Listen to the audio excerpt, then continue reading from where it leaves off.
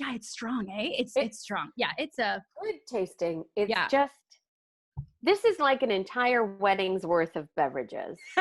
Yeah, it's an open bar. We're drinking an open bar, 100%. Yes, you're praying to the open bar. Welcome to Liquid Courage, the podcast where I, Amanda Pereira, sit down with a fellow female artist that I admire and ask them the questions I've never had the guts to ask them before.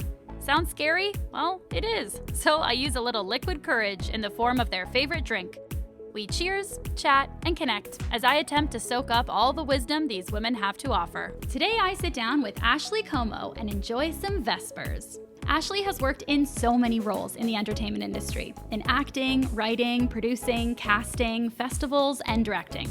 She's no stranger to performing on stage. She's a Second City Mainstage alumni, a member of the all-female award-winning She the People cast, and performs internationally with her sketch and improv troupe, Lusty Mannequins. You've seen her on screen acting in shows like The Boyz, Odd Squad, Degrassi, and Tallboyz, and she's done a ton of work behind the camera as well, writing for shows like YTV's The Zone and the reality cooking competition show Chef in Your Ear, producing shows like the very spooky Paranormal 911 and Haunted Hospital, and she worked as the creative consultant on CBC's hit comedy show Tallboyz. She even created Mama City Improv Festival, an annual international improv comedy festival which she puts on in Cape Town, South Africa every year. You can see her live performing comedy online in Girls' Night In, a hilarious internationally acclaimed virtual comedy show featuring female performers. For information on how to watch, head to gnishow.com. When I had the idea for this podcast, Ashley was one of the first people I reached out to for advice. I didn't even know her well at the time, but she's one of those people who makes you feel instantly safe, validated, and cared about. She has this gift for seeing people's genius and convincing them of it. Seriously, she encourages and fights for everyone around her, and knowing her is a privilege. She's also brilliant artistically and has such an eye for how to put any creative project together. It's my secret dream to be directed by her one day. I admire her so much, both as a person and a creative professional, and it, of course, leaves me so insanely intimidated by her, despite how welcoming and wonderful she is. So as soon as I officially got this podcast up and running, I knew from the very beginning that she was the perfect guest to have on my 30th episode, my season 1 finale. So Ashley is a bisexual actor, writer, improviser, producer, and a woman I admire immensely.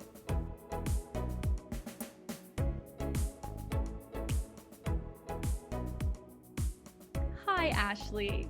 Hi, Amanda. I'm so happy to have you here today. I wore red lipstick for you. I forgot to tell you.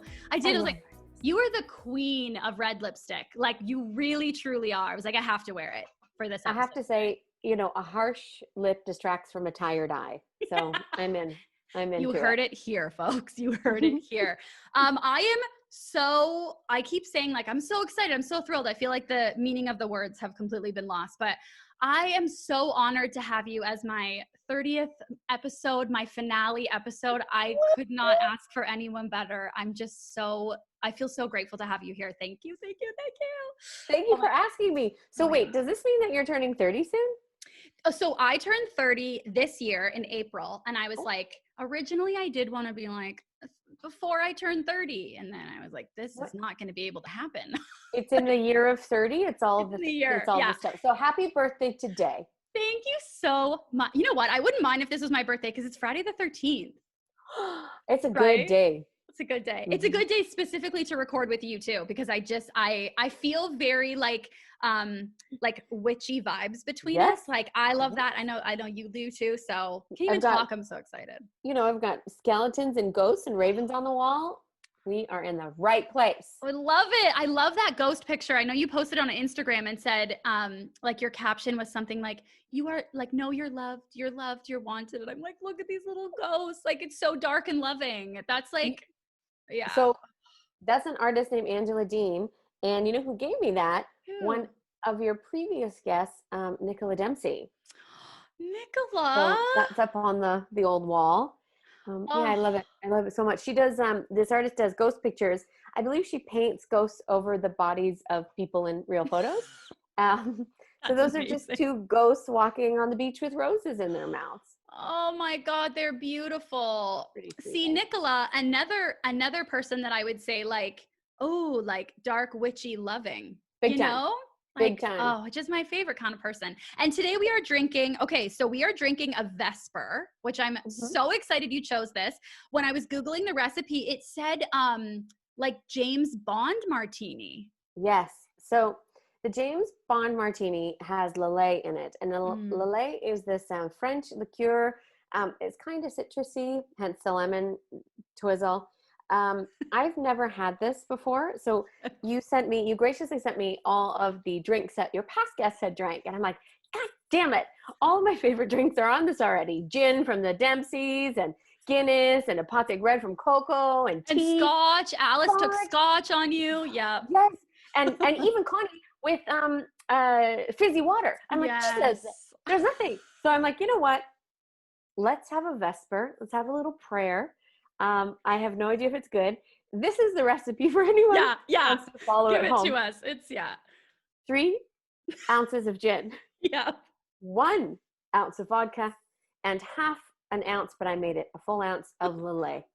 And you shake it over ice and you give it a little lemon twizzle. That sounds naughty, and maybe it is. Maybe it is. And maybe this drink is shit. And maybe it's amazing. I mean, I will say once I started putting in all the alcohols, like it's a full glass, and it is. This is all alcohol. Yeah, the whole thing is alcohol. Look at your straw and your lemon. Like, you are just the most wonderful, classy, gorgeous, thoughtful human being in the entire fucking world. You really, really are. Nah, man, I'm just mirroring you. I'm just mirroring you. Oh my God. Should we try this James Bond? Let's just take it from him, and now it's just going to be ours. Cheers, my love. Cheers. Here we go. Look, my drink is sweating like I am. Oh. Okay. I took a big drink. It's Bernie. It's Bernie. I don't mind it. I don't mind it either. I don't know if I would pay, $75 at a Toronto bar for one of these. Exactly. But it's a good recipe to make at home. It is. Mine's very cold. Like, my fingers hurt from holding it. It's so cold, but I think that adds, you know what's nice about it? It's not like, I guess when you put in all these strong personalities, they sort of just equal each other out, because I'm not tasting too much of anything. Yeah. Talking like I know what the fuck I'm talking about. Except. And you know what? I'm buying it. I am buying the whole thing. Yes. Vespers with Amanda. Oh, Vespers. Kudos to Comeau. I love it. Kudos to Comeau. Oh, that's a fun name. That is a great thing. Need a little prayer? Have a drink. Oh, seriously. This is actually good. And I'm not lying, because I could just say, bleh, but this is wonderful. I mean, I have backup Raven wine below me, so don't worry. Just in case. Or, we're still recording and I am a bit parched after I've done this doozy. Yeah. You just dump it on the ground and you're like, oh. Yes, absolutely. We'll just sip and we'll go slow. We'll just sip. I can't even talk. Sip and go slow. Slip and go slow. That's what it is. Okay, I am so thrilled to dive in and ask you all about Ashley today. You were actually the first person I ever reached out to seek advice about this podcast in 2016. Can you believe that? I think at that time it was a blog idea. I remember. We were at work. And you were chatting about it. And I was like, this is a great idea. And you're so amazing. You make people feel comfortable. You get them all giggly and fun, even if they've had, a day. And you're just so warm and loving and playful. Yes. Oh my God. Well, honestly, right back at you. And we have very similar haircuts. I went a little shorter recently, and we'll let it grow out. I'm not sure yet. You know what I mean? There's that with our haircut. I feel like there's that thing like, oh, it's a little too short. Oh man, I should have gone shorter. Like, you're just not, there's a happy middle, When did you get it done? I got it done today. It's Friday. I got it done 2 days ago. Oh, amazing. So it's fresh. Oh, still new. It's a baby. It's a newborn. And basically she said, like, we'll do it a little shorter in case there's a second lockdown, and then you're good for a while. It's like, that's kind. I was like, sure, that's planning. I love a good plan. Enough about me. Who cares? I talk do about you. I know, I and that's why, legit really care. why I care about you. I know, because you're just so you truly are.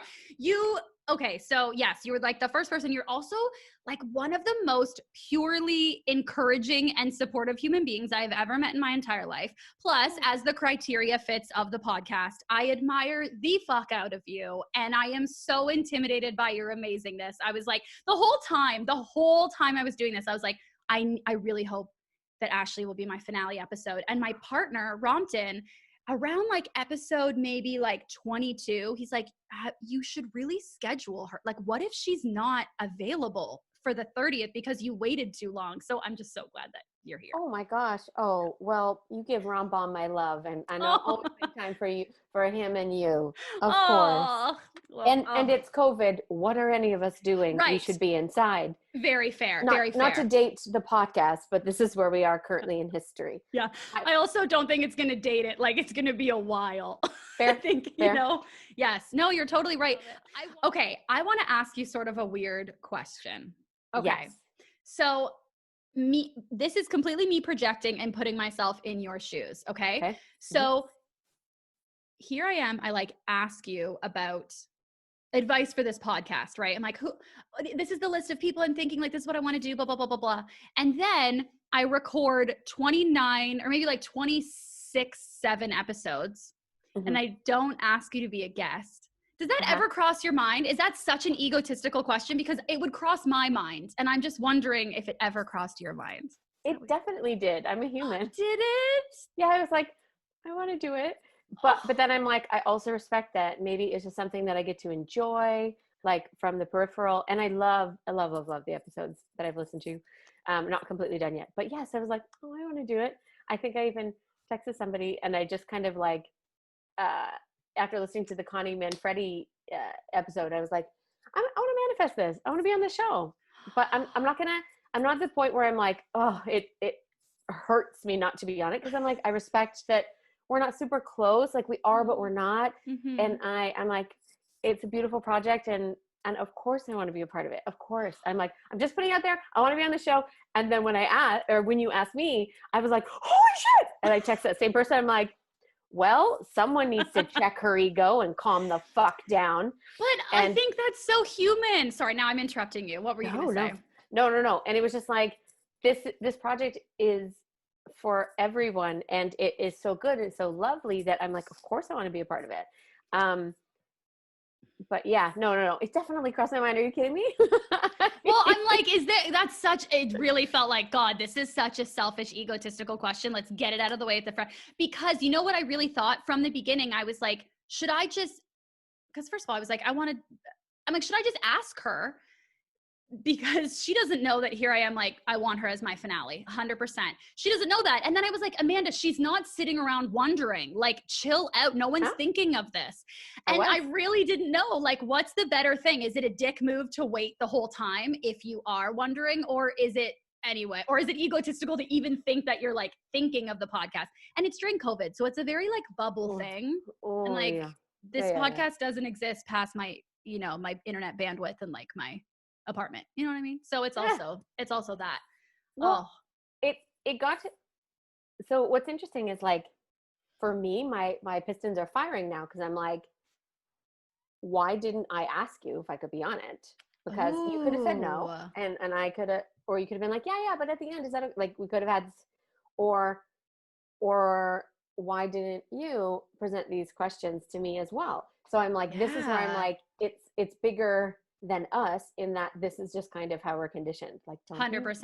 Don't be ungrateful. But I'm also a Leo, and I'm fucking egotistical. And at the end of the day, from a very human point of view, it's like, I want to play. Can you pick me? Yeah, I want to play pick me. And so, yeah, no, it's not pretty, but it's a part of me. So yes, I definitely wanted to be on it, and I'm so happy that I am now. I'm so happy. I also think that's a beautiful part of you, and such a human part of you, and natural. And I think you're totally right that the reason that neither one of us said these things is because of our own like patterns and habits. 100%. And like we just did right now, and it didn't matter. Like, I'm not like, and you're not like, well, I hope you're not like, but No, not at all. I'm like, you couldn't be even, I was like, oh, she couldn't be more wonderful of a human being. And then I'm like, oh, you proved me wrong. Here we go. You're even more wonderful. No, you're even more wonderful, because No. I'm sitting here going, oh, she even thought to be like, oh, what about this or what is this? Which leads me to believe that you probably thought this about all of your guests and asking them. So you're like, you're so caring and you're so conscientious of other people and the collective and the community and just supporting other women and men and non-binary people. Like it just, you give a shit about why you're here, and that's very important. And so thank you for including me. Thank you for picking me. Oh, I'll pick you. You want to play? Let's play. I love it. I love it. Love it. And right back at you, all of those things. Okay. Speaking of play, let's start back when Ashley Comeau's just young little baby Ashley Comeau. Okay. As you take a drink, I'm like, perfect timing. Yeah. It's strong, eh? It's strong. Yeah. It's a good tasting. It's just, this is like an entire wedding's worth of beverages. Yeah. It's an open bar. We're drinking an open bar. 100%. Yes. We're praying to the open bar. Yeah. So it's a baby sip. It's not like you're having a beer. Was that a sneeze? That was so cute. No, it's like a, sorry. Cutest sound. I'm also like, you're the most talented. You have the most wonderful voice. Like, oh my God. Anyway, we'll get into that. But like sometimes when I called Second City, if I was frustrated, I was just like, oh my God, listen to her on the voicemail. Like, she's so fucking wonderful. I just would get so happy. Okay. Back when Ashley Comeau baby. So you knew that you wanted to be a performer, like from when you were a little girl, like 6 or 7, right? When you were like new. Okay. So what part of the entertainment industry or about performing was so like alluring to you?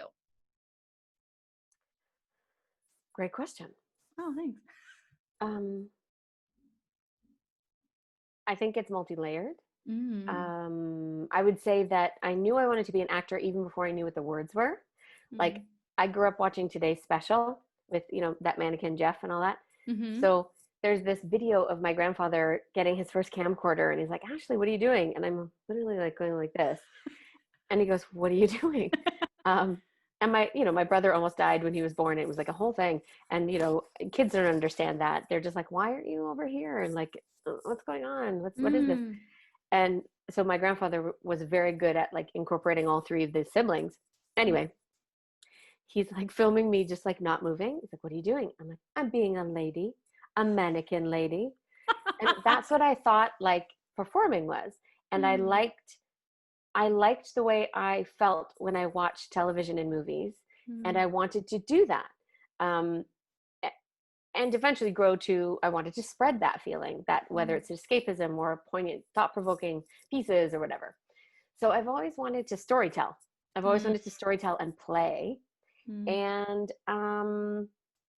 I think also growing up in a not so surprising, interesting family dynamic as a comedic actor, humor was a deflect, and humor was when I got my first laugh from my second cousins and my uncles, from the adults, from the elders, I was like, oh, holy shit. There was a power, and there was I can take a breath from the not so great stuff because I can ride this wave. And so I've been chasing it ever since. That one best wave. Oh, I love that. What was the dynamic with, I know you have a brother and a sister. So what was the dynamic with you 3? Like what roles did you guys sort of take on with each other? Growing up, there was, which definitely feeds into, oh, you're getting deep into the psyche. I also did therapy today. So, and watch Grey's Anatomy. So I'm like crying. Oh, you're in it. You are ready. I'm a suburban nightmare. And like I said, dressed like a Democrat's wife from an early 90s film. You look so fun. I know I said this before recording. Like that dress looks so good on you. That color, the cut, the cobalt. Anyway, brother-sister dynamic. So growing up, they were kind of Irish twins, like 9 months, and then my mom was pregnant again.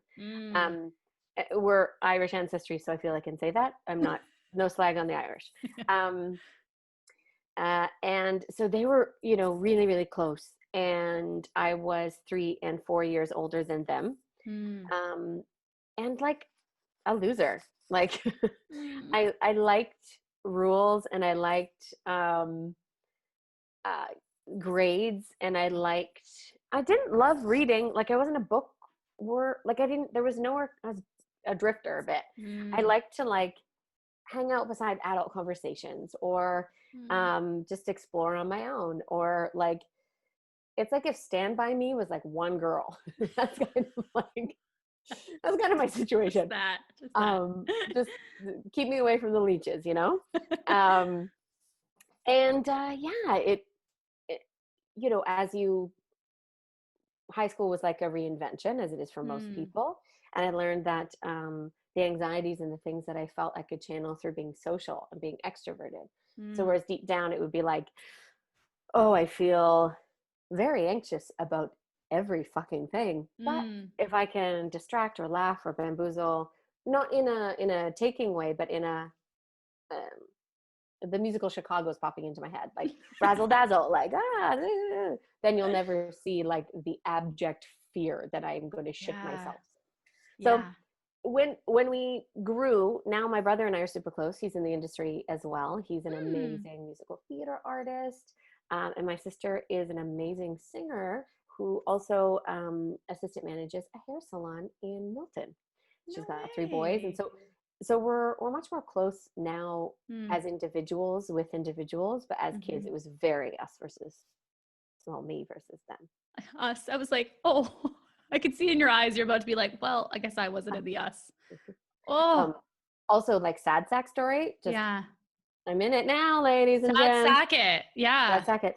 I had a twin that died. So there's this whole like thing of like us versus them, of like this kind of thing. And my mother didn't end up telling me till I was around 16 years old. So there was this like, you know, when you wake up in the morning after a fresh breakup and you feel like, oh, what a beautiful, like there you was remember? that kind of like, but not knowing what it was. Like with a breakup, you know, you feel sad or weird because it's a breakup. But with this, it was like, maybe I'm just a weirdo, which is also true.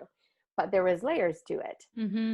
So when that information kind of came out when I was 16, it was like, oh, no, it is. Okay. So then there's this whole like survivor guilt and everything else that comes with that. But it made sense. Like, I was like, that's the thing. Oh, this is crazy making. That was the thing the entire time. But now I know. No, I'm fine. Was it like a relief when you found out, or was it like, why didn't you tell me sooner so I didn't feel so unsure of what the answer was, I guess? No, it was a click. It just went, oh, like somebody set my bone back where it should have been the whole time. And I'm like, oh. And it was no fault of my parents or no fault of anything, or me for not fully knowing what that is. But it was definitely this. Which is crazy. Wow, God, that's so interesting. I wonder, like, okay, I know that outside performing, there was the idea of like, not a plan B or a backup. I don't even mean that, but just there was also an interest in like, I could also be a funeral director. Like, there was that idea. And sort of, I know you've said you have like a fascination for death and for death positivity and being curious about it. And I wonder, being like having having multiple experiences with death that you don't even know about, or near death experiences like you just share with your brother. Like, I wonder, what role do you think that plays in your like natural fascination with death? I think these are really great questions, Amanda. Thanks, Ashley. This is what I need. Like, I need 3 different types of alcohol to ask you after how many fucking years. That's what I need. Legit, you can ask anything at any time moving forward. I just want to put that out there as a caveat. Thank you. I'm gonna play that back to myself over and over again so I remember next week when I want to text you. God. I love it. You'll be like, my fascination with death. Well, at that moment when I was 16, it was like this, like a belonging. And so my mother took pregnancy tests, and because she was like, I think I'm pregnant. And she was 18, the poor thing. And the pregnancy tests were reading for, I think, 3-ish months negative, because the twin was already passed. So it was reading the other side. And I'm just like, hey, I'm over here. I'll take the test next time. Like I'll report the test later. Yeah. And then she was in college, and some of your listeners might know that if a person is really stressed, they could skip their period. So, skipped a period and then had a kind of a massive expulsion, for lack of a better word. And it was like the body ridding itself of my twin. And then she was onslaught of pregnancy symptoms, at 5 months. I was in there for 5 months. So wow. Essentially, even though I have no memory of it, obviously, but I came from death. The closest thing that I knew was this dead thing for 5 months. And then, obviously my mother and everything else, but I also see the humanity side of death too, where, everyone loves a party. You may not have liked the deceased, but you can have a good fucking party. And the human elements, sometimes people who die are assholes, so we don't have to cry for them. And depending on what you believe, they're not going to know anyway if you cried or not. If they were absolute assholes, they're not going to know. Not going to know. And there was, because my mom had me at 18 and her mother had her at 18, I had the absolute privilege of growing up with the majority of my great grandparents. So as a young person, I was around death a lot because they were passing in the natural way that they did. So, going to funerals, and I did that 10 times over before my friends got their first one. And that's not a brag at all, because it was quite traumatic. But I had 10 before my friends even had one. It's like the girls were like, I got to wear a bra today, or I got my period today, and you're like, okay, fine. I buried Nan. And that wasn't even my first time I buried somebody. So humble brag over here. Humble brag. So I was no stranger to it, and I fear it, and I understand what limited stuff we know about it, but there is a vibrancy to knowing that there is a finality, to knowing that there is immortality for all of us, which kind of makes you want to live more. And for me anyway, and being there, the first time I heard this in a Christian sense, I'm not a religious person, but in a Christian sense, when I heard Jesus died for your sins, Jesus died so that you could I was like, holy shit, this literally happened to me. This person, not so that I could, but I have the opportunity to live, and that person didn't. And so when I feel like shit, or when I have anxiety, or when, it's a shitty day, I do honor those feelings, and I am very present with that. But there is a bit of a kick in the ass of you get to do it. Fuck off. So it's not always fun. But I almost became a funeral director. I love 6 Feet Under. I love Order of the Good Death. I find most peace in cemeteries. I gravitate towards it because I'm a stranger to it. And I wish, as a society in the Western countries that I visited, that we saw the humanity of death so that we could live a richer life. Because I've seen it in other cultures. And it's important to me. Yeah. I love that. Because I think too, sometimes our fear of death ends up sometimes I think we end up projecting it onto people that we see as older or elderly. And it's almost this for some reason in somewhat, I guess, a human way, but an egotistical way, kind of make them our mirror of our fear of death. And then it's well, they don't fucking deserve that. Chill. They're still living a great fucking life. Calm yourself, enjoy your time with them. I may be misquoting, but I think chlamydia is the highest in old folks' homes. They don't give a fuck. They're having unprotected sex. They could give a fuck because they're living their best life, because as mortality encroaches upon them, it's really hitting them. Lean in. Yeah, lean in. Oh my God, fucking love that. Go chlamydia and old folks. That's great. Fucking right. That's so good. I love that. Okay, so when you're a young girl and you're I want to act, but you're not quite sure, like you don't have the word yet, but you know you want to be an actor. Mm-hmm. What are you sort of, I guess, when you get to the age that you're picturing your future of like, oh my God, this is what it will be like, or you're picturing, what are you picturing? Are you picturing the shows you're going to be on, or are you picturing like be on the stage? What are you picturing as a life as an actor? In grade 8, Yes. I know exactly what I was picturing. Okay, what are we, like 13, 14? Yeah, yes, yeah. Firstly, let me preface this with what the fucking fuck do we know in grade 8? But Nada. here we are. Yeah. Nada. Nada. But you can't tell a grade 8 that. No, hell no. They feel it. Mm-hmm. They've seen their one Shakespeare, most likely through the lens of Baz Luhrmann, and they feel it. They fucking know. I thought in grade 8 that at 19 years old, which I thought was ancient.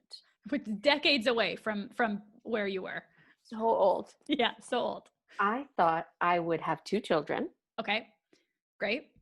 I thought I would be a lead in a Broadway musical.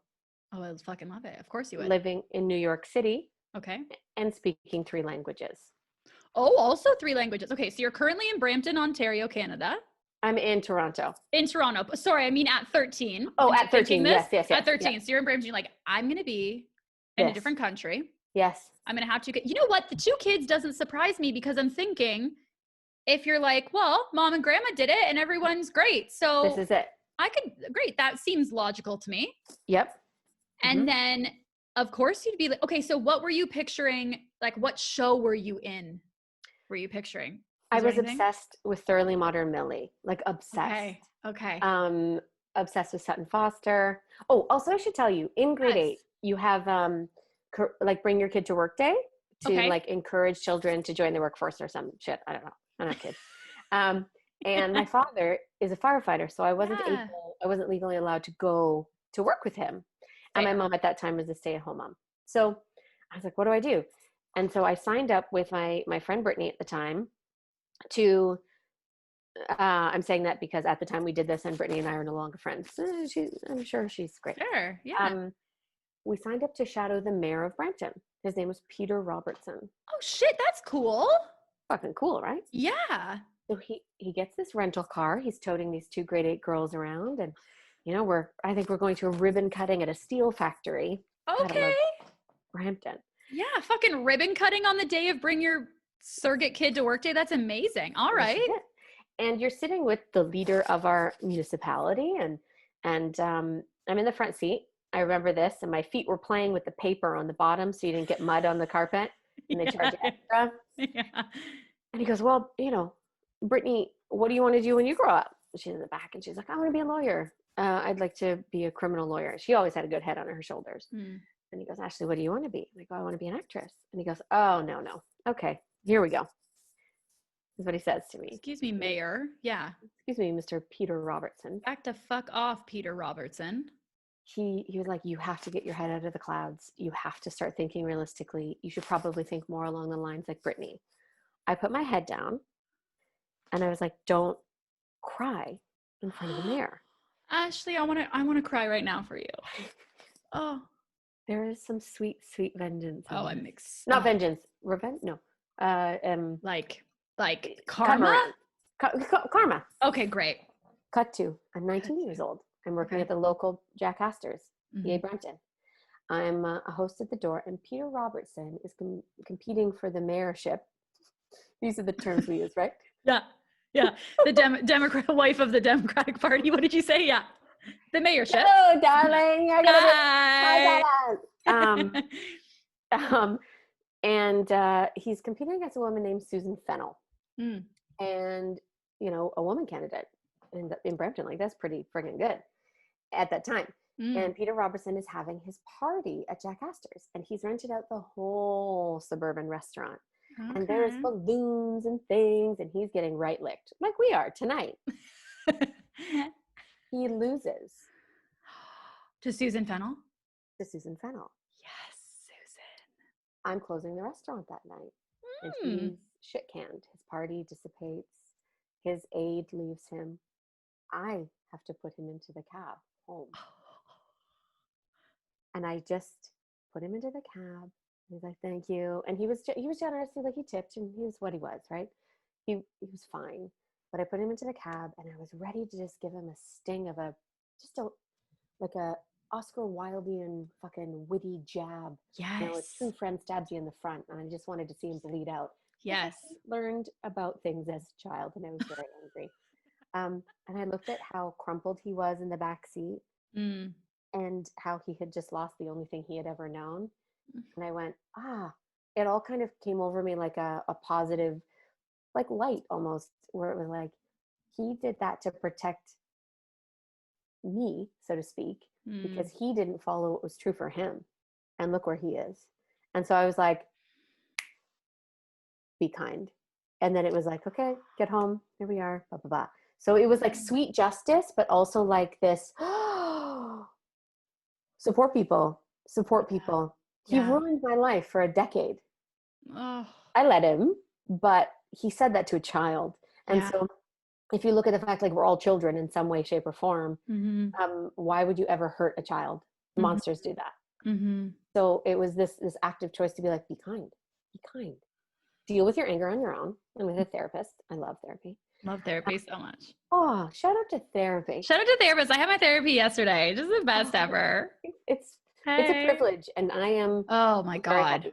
Is it ever? Bless. My God. It says so much, I think, also about you that was, and at 19, like, that was what clicked for you, that it was like, be kind. Like, okay, I'm going to see this. Like, it's almost like you took away you put your feelings aside for a moment and was like, oh, I can see this a little more objectively and empathetically. And you could have easily been like, screw this dude, he projected on me and fuck him. But you didn't. You were like, I mean, like a minute before I wanted to watch him bleed in the street. Right. But fair. I'm happy that didn't happen. Yes. Yeah. It is very much like, I think it's so important, or at least for me, I really value, like, really figure out what is my shit and don't put that on other people, because they have their own shit. And I don't mean in like calling you up and saying, Ashley, oh my God, this thing is my shit and I can't get out of it, blah, blah. That's different. Me giving you advice that is actually for me is not helpful. Like, if you're going to give somebody advice, or you're going to impart wisdom, quote unquote, like, fucking put your own shit aside and be empathetic, or it's not helpful. Like, it's not. Right. Yeah, absolutely. And sorry, also, like, why are you telling Brittany good job on, do you know how hard it is to get into law school? It's not like it's that likely that everyone's going to be a criminal lawyer and it'd be fine. True. I mean, we lost touch after high school, but I really hope she is a lawyer now. Bless Brittany. I hope so too. Brittany, like, all the light to you. Hi, Brittany. Hi, Brittany. Brittany. Great for Brittany. Also, like, when people say, like, oh, wow, great, you're going to be a surgeon, like, you're going to be an actor. Oh God, do you know how hard that is? It's like, do you know how fucking hard it is to be a surgeon? I don't understand why everything's hard. Do you know how hard it is to wake up every day as a human being knowing that your existence is to suffer? Yeah. Fuck the fuck off, everyone. I might as well just pick something I love. God, fuck. Well, I was going to say, all right, well, Peter Robinson listened to this, but it ended up being, listen, and he lost something, and, but also congratulations, Susan Fennell. Yeah, he might Congratulations, Susan Fennell. Also, Peter might be dead now. He might be gone. Maybe a drink to Peter Robinson? A drink to Peter Robertson, and also the demons that we let haunt us, and making peace with them. Oh, Ashley, that was beautiful. It's the drink. No, you're you're just like, oh my God. Your what? I don't know. See, your dialogue is like my final draft of a script. Like, just what you say. And it's ironic because I couldn't even get that out to say it. Okay. So now we fast forward, and you have so much experience in so many areas of the industry. Like, you act, you write, you produce, you act on stage, on screen, scripted, non-script, like improv, reality TV, reenactment shows, sketch. Like, you fucking rock, and you have so much experience. And so I thought it might be fun. I would love to sort of like look back to the beginning of your career, like before you did some of these things. And I would love to know what has like surprised you the most about each of these aspects of the industry. So I have like a little list and I want you to tell me like what surprised you. Okay. So going into like your first kind of like batch of auditions, what surprised you about the auditioning process? That you can do it wrong. Oh, that's a great answer. Not to make new performers paranoid, right? But yes, you can betray yourself, and that's the biggest sin. I'm saying a lot of religious words because we're drinking Vespers. That's what it is. That's what it is. I'm like, why? I'm spiritual. I'm not religious, but the biggest sin is to betray yourself, and that's how you can do an audition wrong. If you're not feeling it, don't feel it. Don't go. Your agent works for you. Don't go. One of the first auditions I ever did that I cried in the car on the way home, not out of happiness or sadness, just release to get it out. Because I was like, I held on to the unknown the whole week ahead of it, was for a musical, Guys and Dolls. Happy in the end. I ended up booking the lead. Congratulations. Amazing. Community theater. It was so much fun. It was in Meadowvale. Yeah. But I didn't know at 17 that you couldn't sing a duet by yourself. And you know what? I'm laughing because honestly, I probably wouldn't have fucking known that either, but it's just so cute. It's cute to think of the people on like the casting side seeing you coming in and you're like, yeah, I'm going to sing For Good from Wicked. And they're like, oh, baby girl, like that's a duet. Or I mean, whatever, like from Grease, like what's the one, Summer Nights? And you're like, how's this going to go? And then it's just, oh, that's amazing. I sang Marry the Man Today from the musical, and I played Sister Sarah and then Adelaide, this, loose lounge singer person. And I just switched back and forth, and they were laughing, and I couldn't tell because I was in the church hall hearing everyone else go ahead of me, and I couldn't tell because they were all singing solos. I'm like, oh. And your anus goes to the back of your throat and you're like, you're like, I'm now gonna spit out my asshole. Like I'm so yeah. Here it goes. And I'm like, well, I can't turn back and I want this. So let's go. So I sang the whole thing, and they had tears streaming down their face. And I did not know if it was because it was really funny and good. Oh yeah. Or if it was just a hot dump. Like, was it at you or because of the amazing comedic experience? And when you first said duet, I was picturing in my head that you just like let it be silent when it was the other part, but you did both parts, which is like so much better. So much better. I turned my body, and Adelaide was very like, and then Sister Sarah was like, very. So I'd go back and forth just like this, just singing like, So also affecting vocal quality. Never taken a singing lesson in my life. Like, holy shit. And 2 days later, I get the lead. So and fucking booked it. Yeah, because you know what? You were true to yourself. That's what you wanted to do. And you were like, well, I'm fucking here. Cut to screen auditions, which I know what I look like in my head. I don't, at that point, I did not know what I looked like on screen. And it's so different. It is so different. It is like, it still blows my mind. Sometimes when I see myself in like a commercial, not a commercial, sorry, I'm saying like an audition recording. Yeah. I'm like, who is that?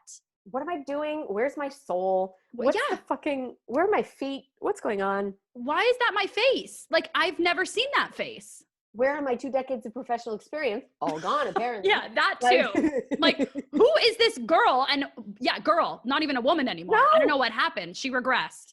And what is it? What is it because the script, you couldn't get the one technical word in it, or like what was it? So now, like the betrayal for me wasn't that first audition. It was translating into screen, and fully not knowing until you know. Yeah. And then being like, well, I'm going to be this because this is what they're looking for. Yes. Martins will never be looking for that. But here we go.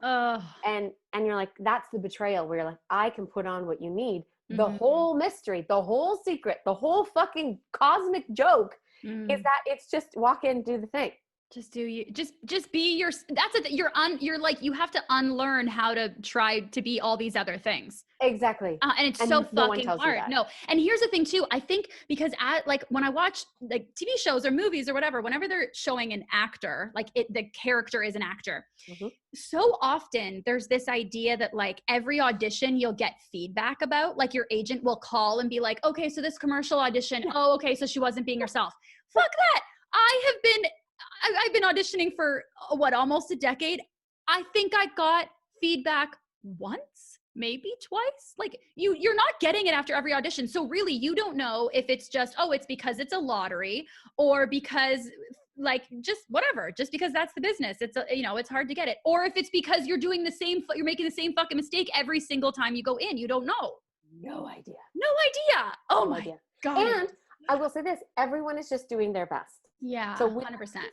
We did work together at Powerhouse. And I remember this one audition where I was feeling myself and it was like comedy girl, Second City must, blah, blah. I'm like, okay, yeah. good. I go in, I'm with like Daryl Hines. I want to say like Karen Parker.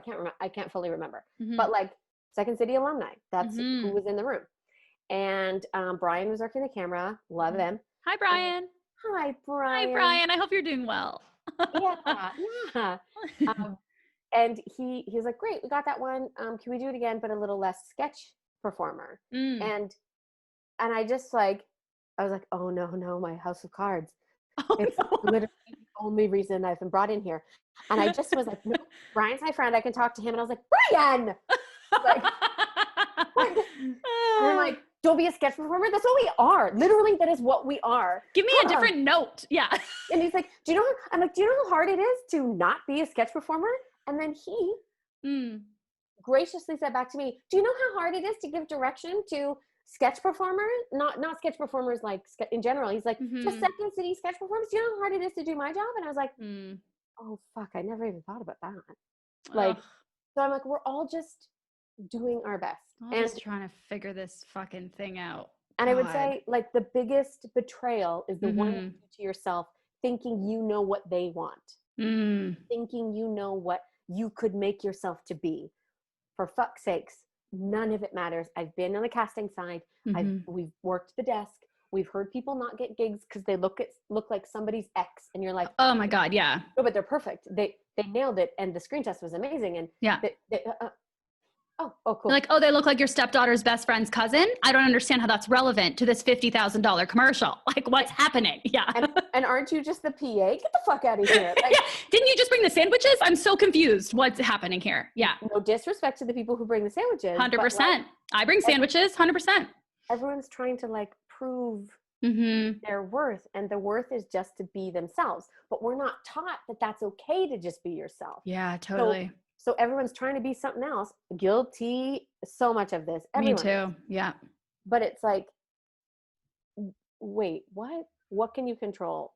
You can control yourself. So, Oh, fuck. I love that. Love that. Okay. What surprised you about being on set for the first time as an actor? Just gulp a little sip. I'm making you talk so much also. I'm like, bring your favorite drink. And then I'm going to make you talk and never be able to take a sip. I'm into it. I've been in my home for a really long time. I know. Like we're in the same room, and I'm very excited. I love it so much. Okay, so yeah, what surprised you about being on set for the first time as an actor, like in something you booked? I didn't realize all of the pieces before. There was like, it was like being inside the body and seeing all the different bones and organs. Because before you just saw the skin, and now you're like, holy shit. And then the ego gets this big because you're like, oh, I really just have to say 4 lines. Oh my God, it's so fucking true. Oh my God. Everyone else has so much more riding on what they're doing. Yeah. And you know what? On the positive, everyone in this room is here to make sure I do my best. Yes. I look good, I sound good, I'm holding the right props, I'm doing everything. And so the surprising thing was how many people there were, how the crew doesn't get thanked a lot. God, having worked on crew and having just interacted with crew, I'm like, oh, yeah, you're not the like lead of the series or whatever, but this lead would look like shit if it wasn't for you, and they'd sound like shit if it wasn't for you, and they wouldn't be standing on their mark if it wasn't for you. And it was like, oh, to be gracious, to be cognizant of like all the pieces was a huge surprise. Like, it was an awakening. I love that. Yeah, it's so true. Yeah. And that when that TV show goes up, or that, you know, movie airs somewhere, like how much praise goes to such a small percentage, and like valid praise, but that it's only distributed in this small percentage of the whole team. There's like, if there's 100 people on the team, we're only praising 5 of them. And you're like, oh God, but what about this person who was there like earlier than I was every day and left later than I did every day? And no one will ever be like, oh cool, you worked on that movie. Like, nobody will ever know that. Yeah. Unless they tell them. Yeah, it was humbling to realize that I'm a worthy part of the pie, but I'm not the pie. And that was like a huge, like, this is a lesson. The universe is telling you, you better listen. That's a beautiful way. Cause I think like for a long time, you're sort of told the actor is the pie, the actor's the pie. And then you're like, oh, no. And then sometimes I think you're told like, you're replaceable, you're nothing. Oh, you have brown hair and we want blonde. Instead of dyeing your hair, we'll just bring in a whole other person because that's how replaceable you are. So it's this thing like, I'm not the pie. I'm also not a crumb. Like, okay, I'm a full piece, but I'm a valid piece, but just a piece. Like, it's a very, you know, like you need to find that balance. It's a roaming target. Yeah. And, you know, based on where everyone is in their day at that moment in time, it could be a powder keg. Yeah. So it was, yeah. And also, this is maybe the like French Irish ancestry in my background. Oh, okay. But like, there was absolute guilt when you're assigned a person, when you get a role where they like tend to you, or the AD is like coming over being like, oh, do you need snacks? Like, do you need this? And you're just like, oh no, I'm fine. Like, I'm fine. Don't worry about me. And I don't know if that's the patriarchy or my background or my upbringing or whatever, but I'm like, it's okay to be taken care of sometimes. This is all the things that you didn't get. Let this cute teenager bring you a sandwich at 2 a.m. Like, yes. You know, yes. I remember working as, is it called a handler? Like, is that the right term to use? Depends what like. That's fair. Also, handler just feels like I don't like. Yeah. Talent wrangler. That also sounds like they're animals. Basically, I worked as a PA and I was in charge of basically being the shadow of this actor. And I had a walkie-talkie so that like they could tell me, hey, we need him on set, or like, hey, he's good to go, you know, have snacks or whatever. And yeah, like if he needed something, it felt great that I could fulfill my job. Like, you know what I mean? Otherwise I'm standing there being like, what the fuck am I doing? Like, I just feel stupid. Like, I don't need to be here. So it's okay if someone's asking, hey, can I get you a drink? And you're like, no, I don't do that. I would love a water. Love a water. I would fucking love a water, but minus the fucking. Yeah, 100%. I would just really like a water. That's okay. Oh, I love that. Okay, my last one for you of these is here we go. I could go all night. Oh, I love it. These little Vespers. I love it so much. Okay, what surprised you the most about, I have a few here, but I'm like, what surprised you the most about working in reality TV? I know you worked on a reality like competition cooking show that I think is so fucking cool with Greg. Oh, that was a lot of fun. Chef in your ear. So that was awesome. Yes. What surprised me was the behind the curtain aspect of it. Seeing how the sausage gets made. I still love eating sausage, but but like the actual food? You're like, no, the food was okay. Everything was healthy. No, sorry. That was a metaphor, not a real thing. Everything was, the food producer, Claudia, did an amazing job. Everything was super clean and sanitized.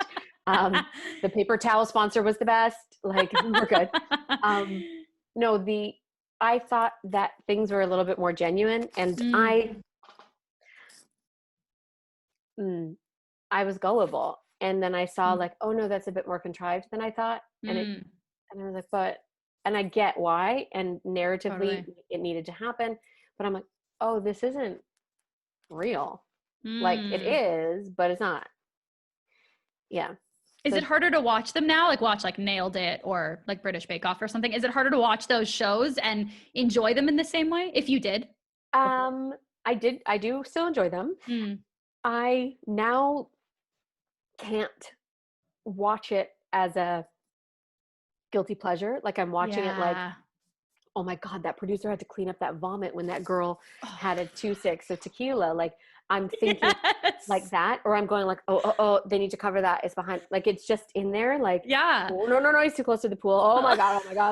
Like, yes. You're watching it as a producer. Like you're watching it. It's like when, so you and I both, like you mentioned, we both worked at a commercial casting agency together. And after a number of years working in casting, when I would watch commercials, I started enjoying them more. Like I just started noticing them more. They became a part of the entertainment, but also some commercials I would watch and be like, God, that must've been awful to cast. Like that must've been so much work to cast, you know? And so I guess it's not exactly the same because it wasn't a guilty pleasure before, but I see what you mean that you kind of, you're like, oh God.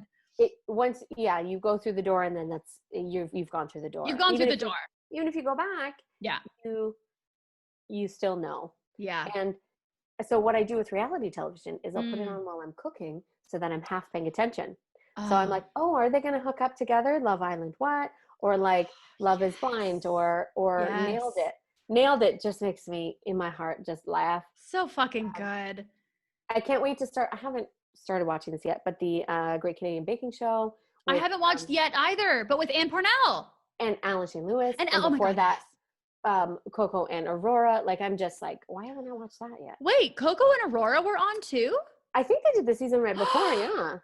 Yeah. Oh my God. Yeah, I'm so excited. I still haven't seen British Bake Off, which like everybody raves about. I need to watch that. For reality shows, I love Nailed It. I do love cooking shows, but I find, and you know what? You're such a wonderful fucking talented like chef. I was gonna say cook, but chef. More cook. Like you're so good. And I wonder if you find this. I find when I watch cooking shows, Nailed It, I'm fine because often they don't look very appetizing, right? But that's a part of the show. Like love it. I love it so much. The worse the better. The unicorn episode's my favorite one ever because it was absolutely inedible. But it was awful. It wasn't even cooked. It was just liquid. It was I've rewatched that so many times. But when I watch cooking shows where it is, it is not a chef who's like me, who they actually know what they're doing, I get so annoyed that I like I'm hungry and I want really good food, and then I go and I'm like, all I have is like chips, which are yummy, but it's not this beautiful trifle thing they just made. In situations like that, depending on how many Vespers I've enjoyed or wines, I'll be like, okay, I've got chips. I've got butter. Maybe if I, fry up some garlic in this butter and I pour it over chips. Oh God, it tastes awful. I was like, oh shit, look at you go. I've ruined so much food. But you also like, even you just doing, like, I feel like you really have a knack for cooking. Like the things I've seen you make, like on your Instagram, or you've made for me, like I've been to your place, you're fucking great. And you're like, oh yeah, I just made this like fire roasted potato and tomato garlic herb. And I'm like, I can't even say the name of that. Like, that's amazing. It's more witchcraft stuff. It's like alchemy instead of like, it's not, I'm not like, I need to make a trifle. Yes. It's no, what do I need? I need to, and I look at those, I have a very visual kitchen. It's like racks of spices, open pantry. And I'll be like, okay, so I've got that. What's that taste? That goes with this. And like, it becomes like a spell more so than like a math. Oh my God. I think you just made me fall in love with cooking. Like anything witchy. Okay, actually, great. If you ever want to do this, I've done this with a friend. I taught him how to make a shrimp feta fennel dish with Greek potatoes and a horriatiki salad. And we did it over Zoom and we drank. If you ever want to like just have a Zoom cooking. Yes, I do. Let's do it. Okay, I'm already like, yes, I do. And then I just got like a picture in my head of what my face probably looks like. 100% I want to do that. It's fun. And we get to catch up and just learn new things. And you can pick one month and I'll pick one. And then we're teaching each other and empowering each other. and sometimes we'll talk about eating. food and Yeah. Okay, I'm gonna text you for that exact recipe, that fennel situation. yeah. And I'll get the ingredients and we should totally make that. And we can either drink Vespers. I mean, they're fun. They're fun. Or if we think they're too flammable, we can do something else for the first time. Uncle Dino shrimp, which Connor has an Uncle Dino. He uses ouzo in that. So if you like black licorice and that anise flavor, ouzo would be that drink there. All right. You know what's funny? I don't enjoy black licorice like candies, but my partner's mom makes this salad with like, she always makes this go-to salad and it has like avocados and cucumbers, but she puts fennel in it. And it was the first time where I was like, oh, I fucking love this taste. This is so good. And I always stayed away from fennel because I didn't like licorice, but that's fabulous. I love that. Okay. I would love to do that. Lovely. Speaking of knives in the kitchen, I want to ask you about a quote that you said that has to do with the knife. Okay. God, look at my fucking transitions. Can you tell I haven't performed in a while? That's fine. Okay, so you're amazing. Stop it. You're saying mean things about my friend. Stop. Oh my God. My mom said that to me once, like about her daughter. And I was like, that is about the sweetest thing I've ever heard. Like, what a great, like. Your race car driving mom? My race car driving mom. Like, how fucking cool. You're listening to the Flo and Joan episode? Yeah. How sweet too. They just came out and they're like, how's your mom?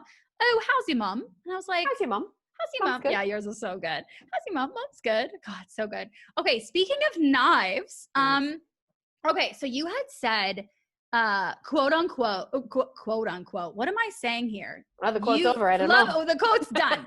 So you were just silent for a while, and I want to ask you about it. No, you had said that you are like a, quote, Swiss Army knife of sorts. What you need, I'll become, end quote, talking about being a producer and a writer and just sort of being like, okay, in acting, like it might be that, these are my words, I'm not to put these words in your mouth, but you were sort of saying like, okay, I want to be an actor. How do I sort of navigate this career? And I feel very similarly in that I've worked in producing and casting. And for me, it came from a place of feeling like I didn't have the confidence. I didn't feel like I'm worth enough.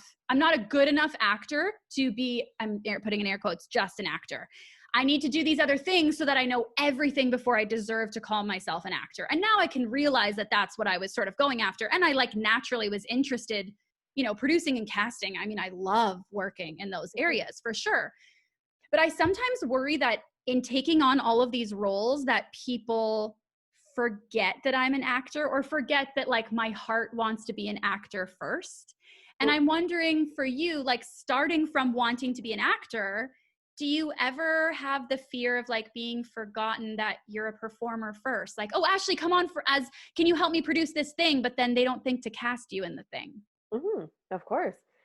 So many things to that. Firstly, yes, I did about this podcast. So yes, I'm always worried that people are going to forget about me. And guess what? They will. Yeah. And that's okay too. That's kind of, mid-30s lesson that I'm trying to sink my teeth into here is like, yeah, respectfully, it's not their job to remember me. What it is, my job to do is remind them. And they can say no, thank you. And that's fine too. So this is a story. I was really broke and in between contracts and doing festival work and kind of all over the place, doing these many jobs that you were talking about. And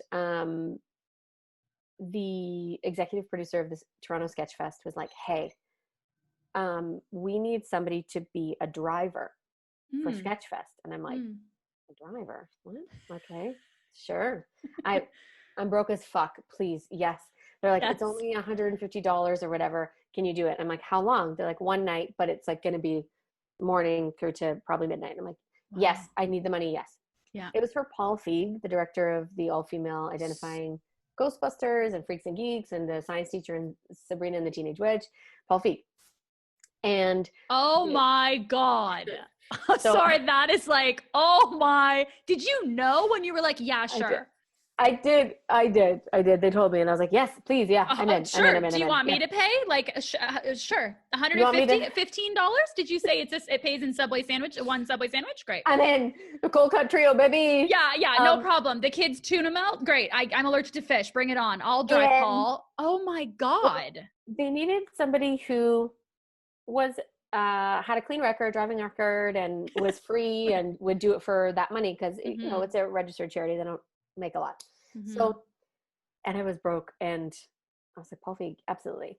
And then Bruce McCullough is like one of Bruce McCullough's besties. And so there was like this kind of thing of like, Bruce is going to interview Paul for this one night during Sketchfest. It's this big event. So you're kind of like working with Bruce McCullough, and I'm like, holy shit, Bruce McCullough, oh my God, this is amazing. This is such a gift. So I drove them around and from news outlet and then to lunch and then to the event and the rehearsals and everything. And it was kind of like the producer had said, don't like be chatty. And we know you like to talk, don't be chatty. I'm like, no problem. Right.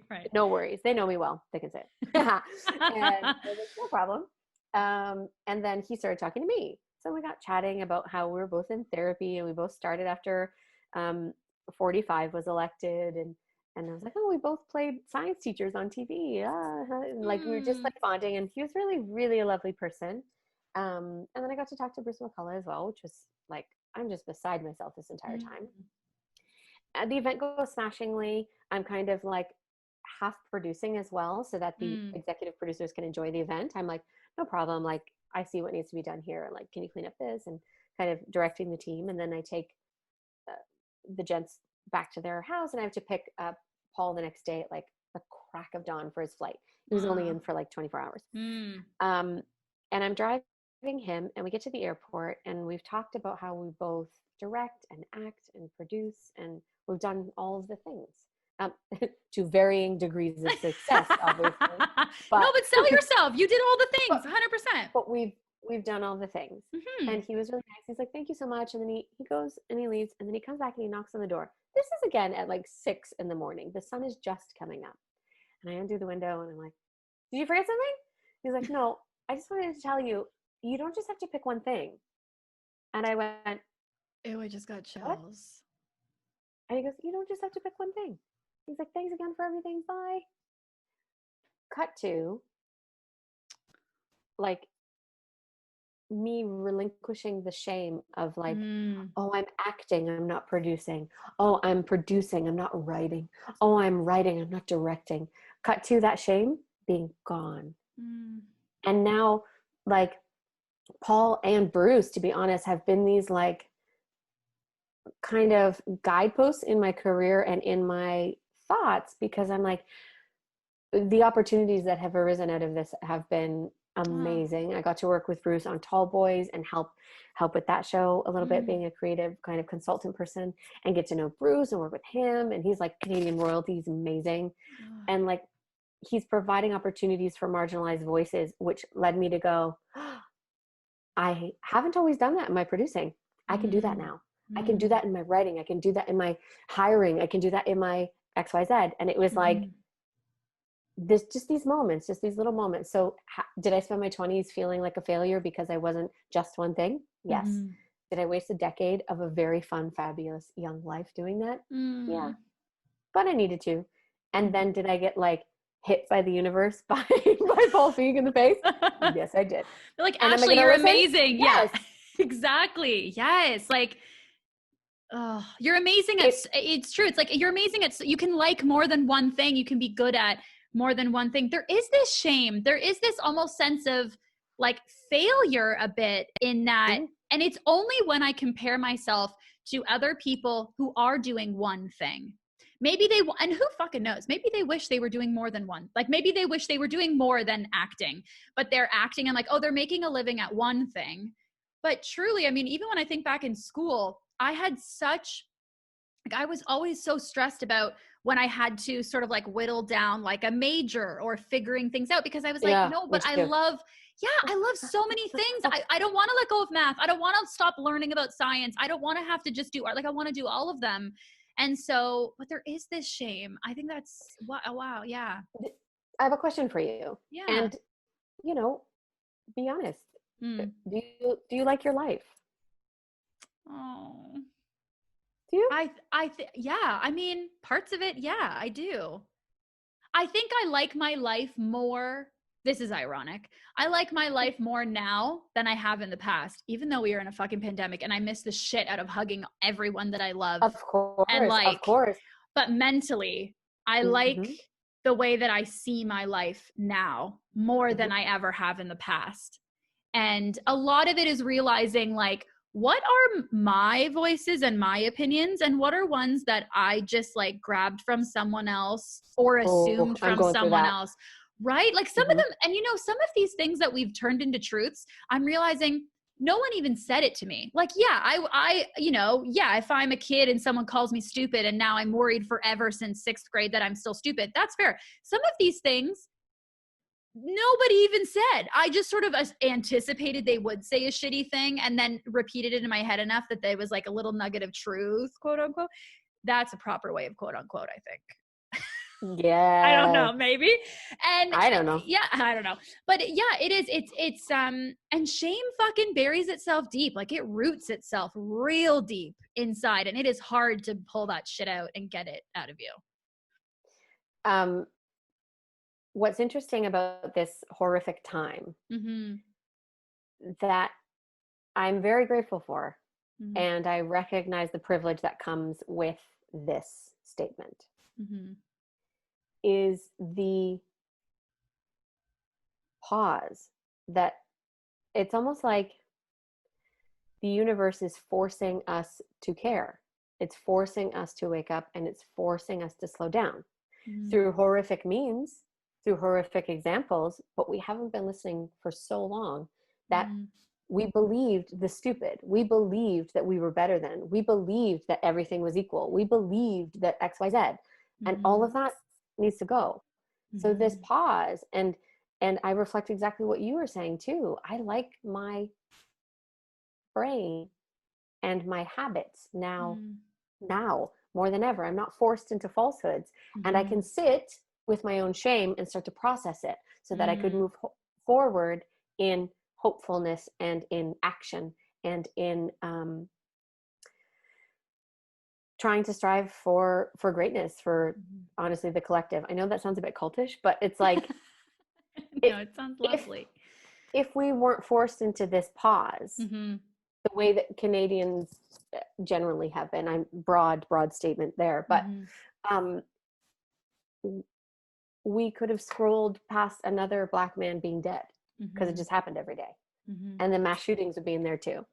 And then, you know, oh, this crisis, that crisis. We weren't given time to stop, and we refused to carve it out for ourselves. So now we have no choice. And so we are able to kind of start making better choices if we do it. And it's going to be forever. This is a lifelong thing, right? For everybody. And to recognize and wake up to the 3.5 decades where I didn't know how much I was benefiting from systems that hurt others, or I didn't know how much self-hate I was giving to myself. For what? For everyone else to gain in my life? What? Yeah. Like I was maybe I was giving into niceness and not supporting kindness. Niceness is this act of sometimes placation, sometimes just, you know, oh, just don't worry about it. Be nice, give the toys back. Be nice, don't say that. Whereas being kind is being authentic, and being kind is harder because you're vulnerable and you're looking inward to see where, is this mine? Is this yours? Is this ours? Or is this circumstance? And we've been given this gift of time to kind of do a little bit of a deep dive and then to relearn systems. So it feels really dark and twisted to say, and not in the fun way, that part of this has been a blessing, but to even get the chance to evolve and to wake up a bit has felt a lot of bad feelings have come up, but also I'm like, okay, there's a hope, because it's like, if I was that asleep and I could do it, everybody could do it. Everybody can do it, no matter how sick or tired, or like, everyone can do this. We just have to want to choose to do it. And so I'm thankful to the universe. I wish no one had to die. I wish no harm on anyone. But yeah, I don't know. COVID has been a very strange and equanimity involve time. Like Mhm. many truths have existed at the same time, and it's Yeah. really throwing me because I governed myself that one truth was that it was that. It's what you feel or it's what you think, and this is what it is. Mhm. That's not how anything works. Where did that like you know, you can Yeah. have self-doubt but still be worthy of the good things. Mhm. You can care and still be mad, like Mm. and all of these things in acting too, where it was designed just like everything else by people who didn't have everyone in mind. Mhm. And sometimes I benefit from that, Mhm. and sometimes I don't. Mhm. And now I'm waking up, not only that it's not me who doesn't benefit, it's all of us. Mhm. And there's so many more systems that don't benefit others more than just my small fraction of the shit pie, you know? Yeah. And so it's Yeah. like, this has to blow up. Like, this has to change. Mm. From the police to our fucking industry. It all needs to change. Yeah. And it's just like, can we work our muscle memory in this time to move forward in the change that we need soon, now, yesterday? So anyway, oh God, she's half a Vesper in. I really have been thinking, like, you know, I don't think there's, I mean, no, I don't think there has never been a time ever where I had this small amount of feedback of how I look from other people, how I should be, how I shouldn't be, what I'm doing wrong, what I'm doing right, directions on all these things. I mean, literally. And again, like I completely speak from a place of such privilege, like that, how, you know, how lucky am I that these past 6 months, although fucking awful and brutal, not as awful and brutal as for other people, that somehow I'm able to find a silver lining where also it was a moment of quiet and a moment away from constant feedback. I actually had a moment, I told my therapist, I had a moment during COVID where I didn't feel negatively about my body. I actually just was walking around being like, hey, hey, Kiki. Nothing had changed. Maybe I'd gained weight. Maybe I'd lost weight. I have no idea, but not enough that I had noticed. And it made me, the feeling was so foreign to not feel shitty and like just holistically critiquey about my body. That feeling was so foreign to me that I genuinely was like, oh my God, if somebody put me on a lie detector, I couldn't tell you the last time I felt it. I don't think I've ever felt neutral and just super positive. Like, my body's just a body, and fuck, girl, thank you for getting me through all this. You're fucking awesome. And just celebrating. Yeah. And that happened. And I think it's like, well, yeah, because I'm not walking. I'm in my apartment all the time. I'm not having this constant feedback. And the feedback that I am getting from my phone, from social media, from TV, it's in my fucking power because I can turn it off. I don't have to get any feedback if I don't want to. And, you know, it's like any of that sort of quiet, reflective time is like, yeah, because I'm not getting fucking constant comments, verbally and otherwise, from everyone around me about everything that I am and I'm not. Like, yeah. It's like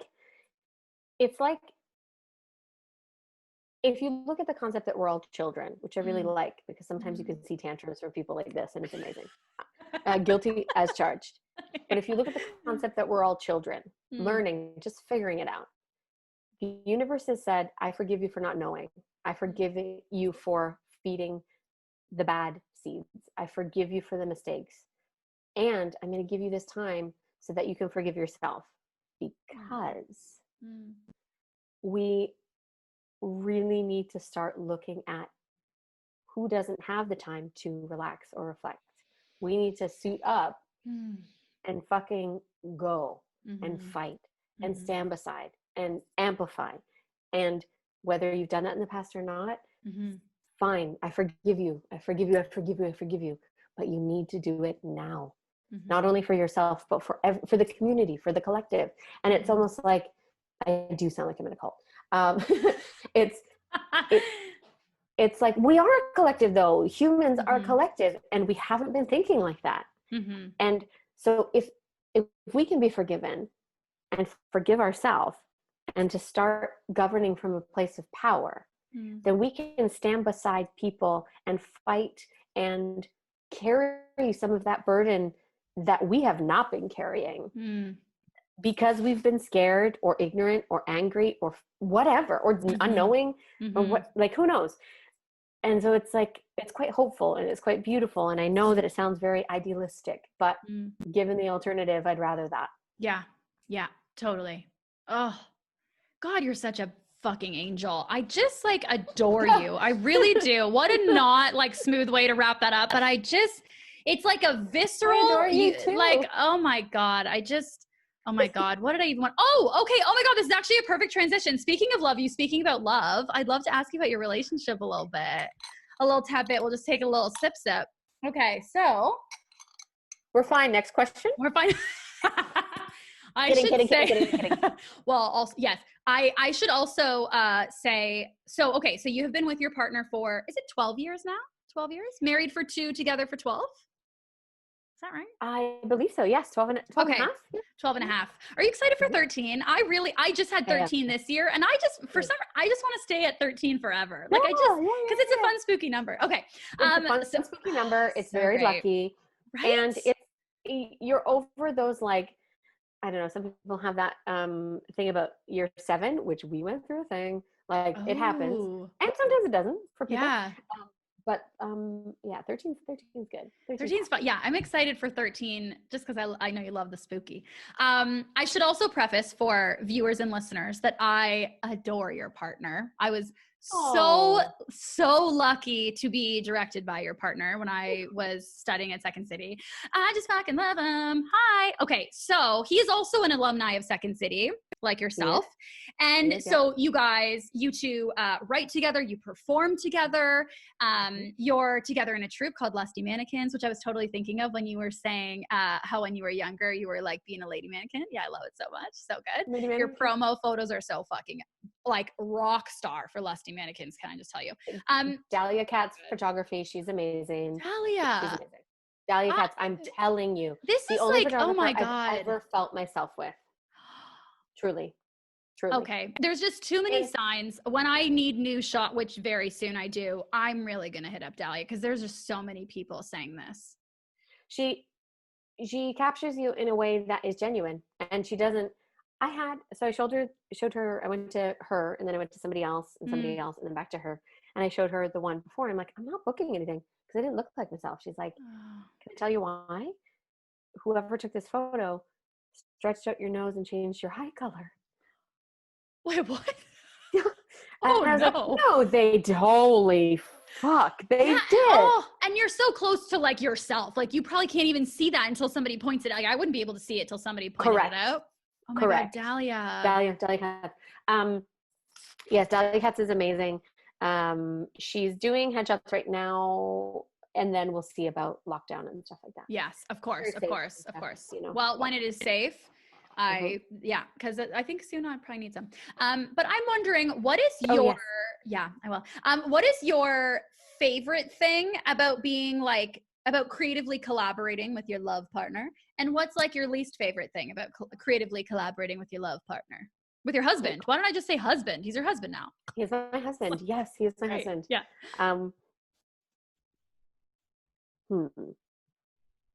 One of my favorite things is if we're like being intimate. Yeah. Neither of us will take offense to if we have like a sketch idea that pops into our head that we can't get out. We're like, sorry, just 1 second. And there's like literally Post-its and stuff beside the bed, and we'll just like write something down, and then now I'm fully present.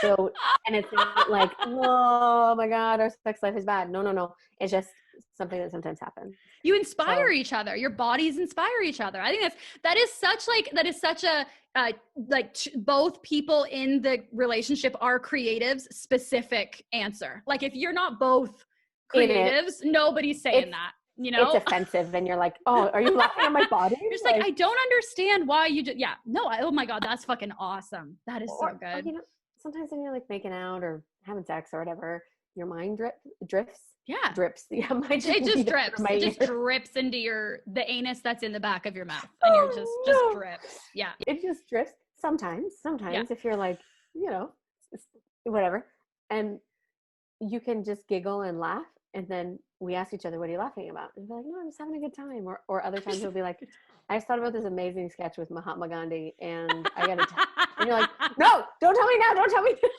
But also don't forget it. Don't forget it because I want to do it. So don't forget it. Don't tell me. Yeah. And it's the Post-it note. Yeah, look at you with your Post-it notes. Oh, I love that. So that's with that. One of the best things is that we have really effective communication, and we communicate in a way that the other person understands. So if I'm like not feeling writing sketches, I can go, no, I'm not really into it. And it's not a personal attack, it's where I'm at. And so I can run diagnostics and go, this is mine. We can soldier through, but it's probably going to be shit for you. Like, oh, it's later then. Yeah. Later. One of the least favorite things,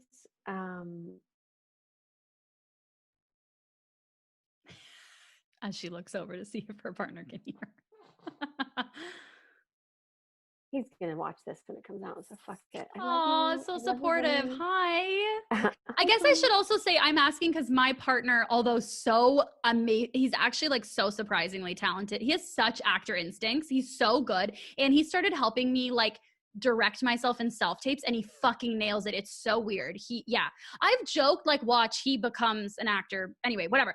But I should say I'm asking also because I've wondered like, oh, I wonder if we were both in the same industry, what it would be like. So not to be like, oh my God, shit on your partner. But I'm just curious what the dynamic is. Yeah. Okay. No. And now back. Hi, partner, watching. Hi, Connor. Hey. This might be not as adventurous as you were hoping for, but he's just really sweaty on stage. And so if we have to do a kiss, I like slide off of his face. Good. So it's not the worst thing in the world, but it's gross. But it's fair. I get really sweaty hands when I perform. Kneecaps. Really? When I stand up, if I'm wearing a dress and I stand up, it looks like I've pissed my chair. Wait, like the back of your knees? Is it the front or the back? The armpit of the leg, the kneecap behind. Kneecap, the armpit of the leg, 100%. Oh my God, yes. God damn it. It's like, what is up with the specific regions? Yeah, 100%. It's like here. Like upper lip. Well, you know what I'm thinking? Like, thank God, because if it was going to be like Rompton and he was sweaty on his face and I had to kiss him, I would prefer kissing him sweaty than like somebody I didn't know sweaty. Yes, like, listen, sometimes I'm doing a sketch with Alistair Forbes in the Lusty Mannequins and he's eating a full burrito. And I'm like, oh. On purpose, probably. Oh yeah, we have a very sibling energy. So I'll actively try to fart in his face whenever I can, and he'll get food. Oh my God, I love that. I think I read somewhere that Jennifer Lawrence, when she was filming Hunger Games and had to like make out with PETA, whoever the guy's, I forget what his real name is. That's so awful. Hemsworth? Oh, the other one though. Like, you know how there's two love interests? The baby one who like slings flour bags. Oh, maybe that's in the book. That's PETA. I don't remember what his like real name is. I'm sorry. I think he's a Hemsworth. No, Hemsworth is the tall one. Oh, isn't he? You know what? Leave a comment down below. Leave a comment. Let us know. Subscribe button. I'll try and look up Hunger Games. I love the Hunger Games. Me too. She used to say that when she had makeout scenes with PETA or the Hemsworth, I'm sure, she would eat a lot of garlic during lunch break, and then she'd be like, "Bring it on," and they knew. It's just so fucking. I love that. An absolute terror. I would love to meet her one day. I know. I don't have the guts to do that, but I'm going to one day, and I'm so excited. Okay. Thank you, Ashley. So it's written in the stars now. So I think it was this June you posted, I was gonna say I think it's this June, but I know it was June. You posted a photo of you and Connor, your partner, with the cutest caption, and I'm actually gonna read it because it's just so typical Ashley, of like typical Ashley Comeau fashion. It's like full of love and also perfectly written comedically. Like, that's just, you're so. I'm nervous. I don't know what you're gonna say. Oh, really? Okay. Yes, don't worry. I'll cut everything out that we ever talk about that we don't want in. Okay, so you were saying, so it was in June, and you were saying, quote, "Happy Pride, lovelies. I married a man. I like women's and men's. I am. Oh my God, damn it, Vesper. I am what one might call a homosexual," end quote. That's just so. First of all, you fucking nailed it. And everyone in the comments was like, "Oh my God, this is," anyway, homosexual is the most beautiful thing I've ever fucking heard in my life. And And I was wondering did you always know that you were attracted to men, and did you always know that you were attracted to women?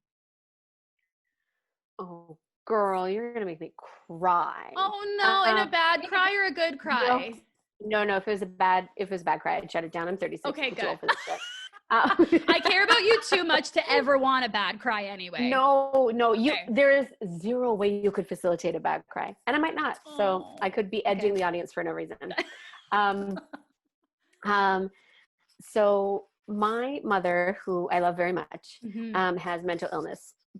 She has just like a Mandarin buffet of fun physical and mental ailments, and dealing with it through humor. That was a great way to say it. Yeah. That needs to be a shirt. Oh my God, that is amazing. And in the 80s, obviously there was the AIDS crisis and the HIV/AIDS scare, and large amounts of gay men and gay people passed away. And there was homophobia was rampant, and because gay culture was at the forefront because of this virus, and no one quite understood it and everything. Oh my God, which vibes? My mom just texted me right now. Oh my God, she knew. That's so great. In a dark time for her, that she has since passed, and she has a special place in my heart because with all of the trauma that she had in her past, she was able to, still venture forward and change. Change is possible. Change. The only constant is change. So anyway, so this story isn't very becoming, which is why I really want to hit that home that she has changed and evolved. But growing up, it was one comment that my mother said one time that I put into the seed of my DNA. Yes. She just kind of flippantly said, there can only be one gay person in a family. Now, I understand that I am university and college educated, street smart, okay intellectually, a high EQ, but up until probably 3 or 4 years ago, that was an authentic truth for me. My brother is gay, he's queer, and so I was like, oh, so then I can't be.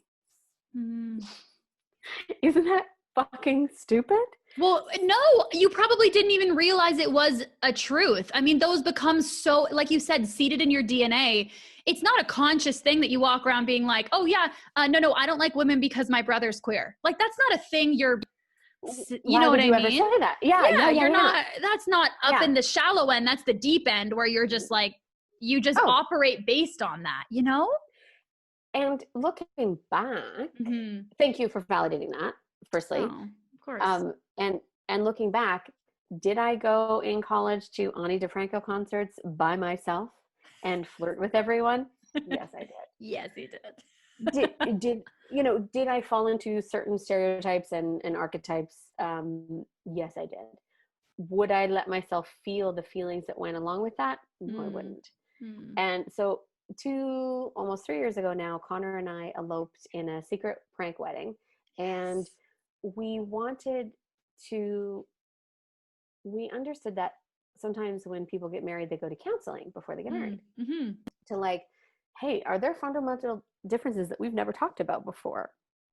And we weren't going to do that because we didn't want anybody to know. So we bought a book. Excuse me, I have indigestion right now. That's okay. Also, I burped like 5 times because of this drink, I swear. And I've been like trying to lean away. And one I think I got on recording. I was like, damn it, she's talking about something beautiful and I'm burping. Nope. Well, no, I feel you. I feel you. That's the side effect of the Vesper. I feel you. Yeah. You gotta burp up your prayers. You have to. You gotta just get it out. Look at all this Jesus in our talk today. Listen. Firstly, he wasn't white. Everyone deal with it. Secondly, right. Okay. So, you bought this book. We bought this book from Indigo. Yes, I'm from Brampton. And it was like, I don't know, 700 questions to ask before you get married or some shit like this. Oh, fuck, I love it. We start asking them, and some are like, do you want kids? And some are, what's your death plan? And some are, what do you hate most about yourself? Just to make sure that we already knew this stuff, but to say it out loud to someone is quite powerful and it's quite different. And one of the questions that we would honestly flip through the book every day and be like, oh, okay, stop, and ask a question. And one of them was like, do you have any secrets that you're keeping from me? And Connor, God bless him, he's pretty much like Colin Firth from every old-timey movie. He was like, no, I don't. And then I just burst into tears. And he's like, he's thinking, did I cheat on you? I'm like, no. Yeah, he's thinking he's going, Like, he's going, oh no, God. He's going, oh my God, you cheated on me with Hugh Grant. Oh my God, Renee Zellweger, it's over. This is it, Bridget Jones. Yeah, done. Bridget this is Jones. Bridget Jones' Thank you so Diary. Much. Fucking love that movie so much. Who is problematic in 10 different ways, and I'm so problematic. I'm still okay with it. I'm a bad person. I'll acknowledge there's so many problems. Yeah, 100%. I'm with you. Yeah. Fat shaming, misogyny. You know, okay. Oh okay. God, everything. So, yeah. But I'm like, I'm Claire Danes ugly crying at this point. And he's like, okay, you're scaring me. What's going on? And I say, I'm bisexual. And he goes, yeah, I know. And I go, you know? Does everybody know? Am I the last one to find out about my own life? And he's like, no.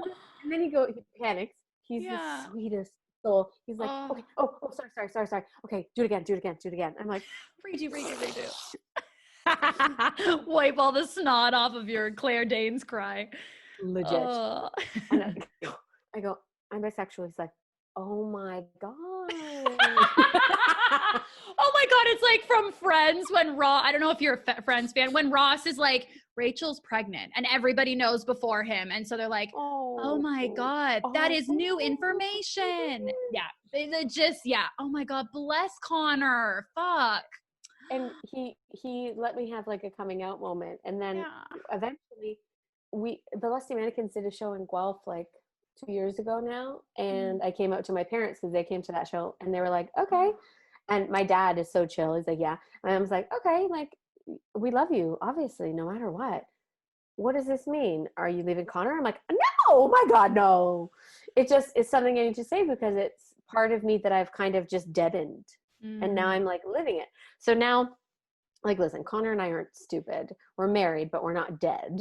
We can have crushes on each other, like, or other people. And you're just like, oh, he's cute, she's cute, whatever. And now I can be like, oh, she's cute. And he'll be like, yeah, she is. I'm still getting used to this. I'm like, yeah, great, cool. So it's been really nice. And I could be more than that in the term of like pansexual or like, I have not yet found a trans person or a non-binary person that I'm like obsessed with or crushing on, but bisexuality is also easier to explain to my family. So it's kind of like the zone of where I'm sitting. And I get it. Like, I feel weird too because I'm straight passing and I'm just acknowledging this, and I didn't suffer the way my queer brothers, sisters, non-binary people, family suffered externally. Internally, yes. Externally, no.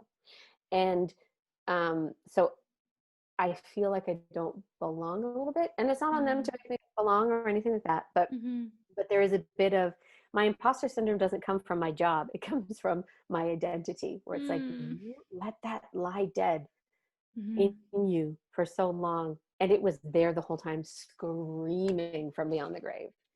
So it was like, that's kind of, I always knew, but I was like, no, factually, that's wrong. And to show you don't know what you don't know, and to forgive yourself and be like, you believed your mom who didn't know at that time, and a kid should believe their mom. So yeah, you know, listen, me and my therapist are working through all of it. It's fine. And I told Connor, I'm like, listen, there's this comedian in the UK that I am going to end up with if she'll have me and if you die first. And he's like, okay, fine. So on my list, it's happening. It's wow. What a weight. flick your hair. I love that so much. Mine's too short to flick right now, but that flick. Also, you have like the best. Just the back, like the John and Kate plus 8 back part of it just sort of went like flicked a little bit. It's so small, it hardly goes past my headphones. I mean, that's fine. My headphones are big. It's fine. It's whatever. Very chic. It's very chic. And I appreciate your hairdresser having your back for God knows what's coming. Right? Yeah, it's very nice. I also wanted to get curtain bangs, and she was like, no, honey, we can't do that like with your hair, because my hair is very straight and fine. And she's like, it will look like 2 sticks beside your face. It won't be the fun curtain. It'll look greasy. It'll look greasy. Yeah. Maybe it'll look even if it's, well, it'll look like instead of you hanging cute, like flowing curtains on your window, it'll be like you took 2 like broomsticks and you just put them on the side of your window. And like, nobody wants that. Yeah. Also, you have the best like faces and eyebrow expression. Like you just give killer looks, which you had given a look when you flicked your hair. And I was like, fucking right. I think that's so beautiful, and what a gift of you to share, for real. I know your face right now, because I also would imagine, I mean, I don't want to assume anything, but I also think like, maybe again, you know how I was saying, like we project things on other people, and I'm like, oh, is she wondering about being on the podcast, blah, blah. I was thinking when I saw that post, first of all, I was just like, oh my God, she's allowing herself to express herself in another way that's authentic that maybe she didn't feel she could before. Like, yes, it's like a piece of freedom, you know? And I was just so thrilled. Also, just the caption was written perfectly. I was like, of course it is. Of course it's TV worthy captions. Like, you're just naturally fucking brilliant. But I also was wondering, the part that like my brain went to was, what was there any sort of fear in posting about it publicly of being accepted because you've been in a monogamous heterosexual relationship for so long? Were you worried? And this is where my brain goes of like, were you worried that people, I feel like already bearing vulnerable parts of yourself, or honestly, just true parts of yourself, is scary to do publicly, sure, you know? And so to do something and be worried about critique, and then I feel like I would worry, would people judge me because I've been in a relationship with a man for 12 years, you know? Was there any bit of that fear or any of that? Yeah, of course. But what weighed heavier was the betrayal of the self, right? Like the biggest betrayal is not being your most authentic self. And my authentic self loves men and women and people. And I have a partner who celebrates that. And this is how closeted I was. This is how much I believed this. Connor and I marched in Pride before with the organization Heterosexuals for Same-Sex Equality. It was really important to me because, you know, humans, but also like, why not any other group? Like, why this one, you know? And it was just so fucking denial.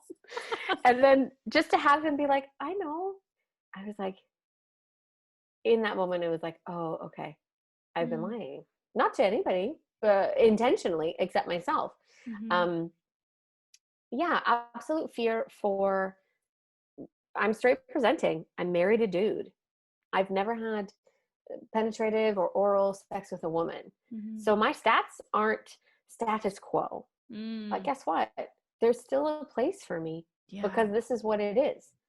I love who I love. I wake up every day and I choose Connor. And if either of us, well, this is a pact we made, if either of us wake up, married or not, one day and we don't choose the other, we're either going to work our damnedest to fix it, or we're going to leave. And if he dies or if we leave, you know, part of my heart isn't limited anymore. And just expressing that through like telling him, having him accept me, having him support me online or in our home. It doesn't have to be public, it's in our home. Having my friends see me as queer is important to me, because it's true. You know, from literature to porn to feminist theory to all this stuff, I'm all over the place. And that's kind of who I am. And yeah, there was definitely a fear. There is still a fear. I don't belong in the cool kids club, but I belong in my own club, and that's pretty cool. I'm just trying to believe that it's cool. Oh, it's so fucking cool. I want to be in that club. That's so You're in fucking this cool. club? You're in this club? Oh my God. Yeah. No, you're totally, as soon as it was like, yeah, but if like betrayal of self, like 100%, it's just such a, I'm wondering like in that moment, you know, when you're which I also love that every day you would like flip through the book and pick a question. So when you're doing that, how were you able to go from, like kind of just not even being like conscious of, yes, I am bisexual, to then in that moment being able to verbalize your answer to that question? Did it just come like from your gut of just like, yeah, this is my answer? Because it was asking about a secret. It wasn't even asking about, it wasn't a direct question, I guess is what I'm wondering. So did it just pop up, or yeah, how did that happen? It was a wave. Oh. It was like, I said it out loud. He didn't have anything. And then he asked the question. So we always ask the question, like, I'll ask the question, you answer. You ask the question, I answer. So that it's not on any one person to like wrangle the situation or whatever. Mm-hmm. So when he asked it, I was like, you cannot enter this union in any lies. Mm-hmm. He knows everything else. He knows like when you were in your partnership and you kissed somebody else. He knows that. He knows when you don't like yourself. He knows that. He knows when you've been envious of projects that he's been in. He knows that. He's seen all of your ugly. This is beautiful, and you still haven't said it out loud. And then it was like this, like, and then it came out in a really weird face. But to have him just kind of go like, yeah, girl, yeah, like, of course, was there was another moment. This is just gushing on Connor. Listen, he's not perfect either. Like we're human, right? But he's always, even now, even in COVID, where we're both experiencing anxiety and uncertainty and death of people and fear,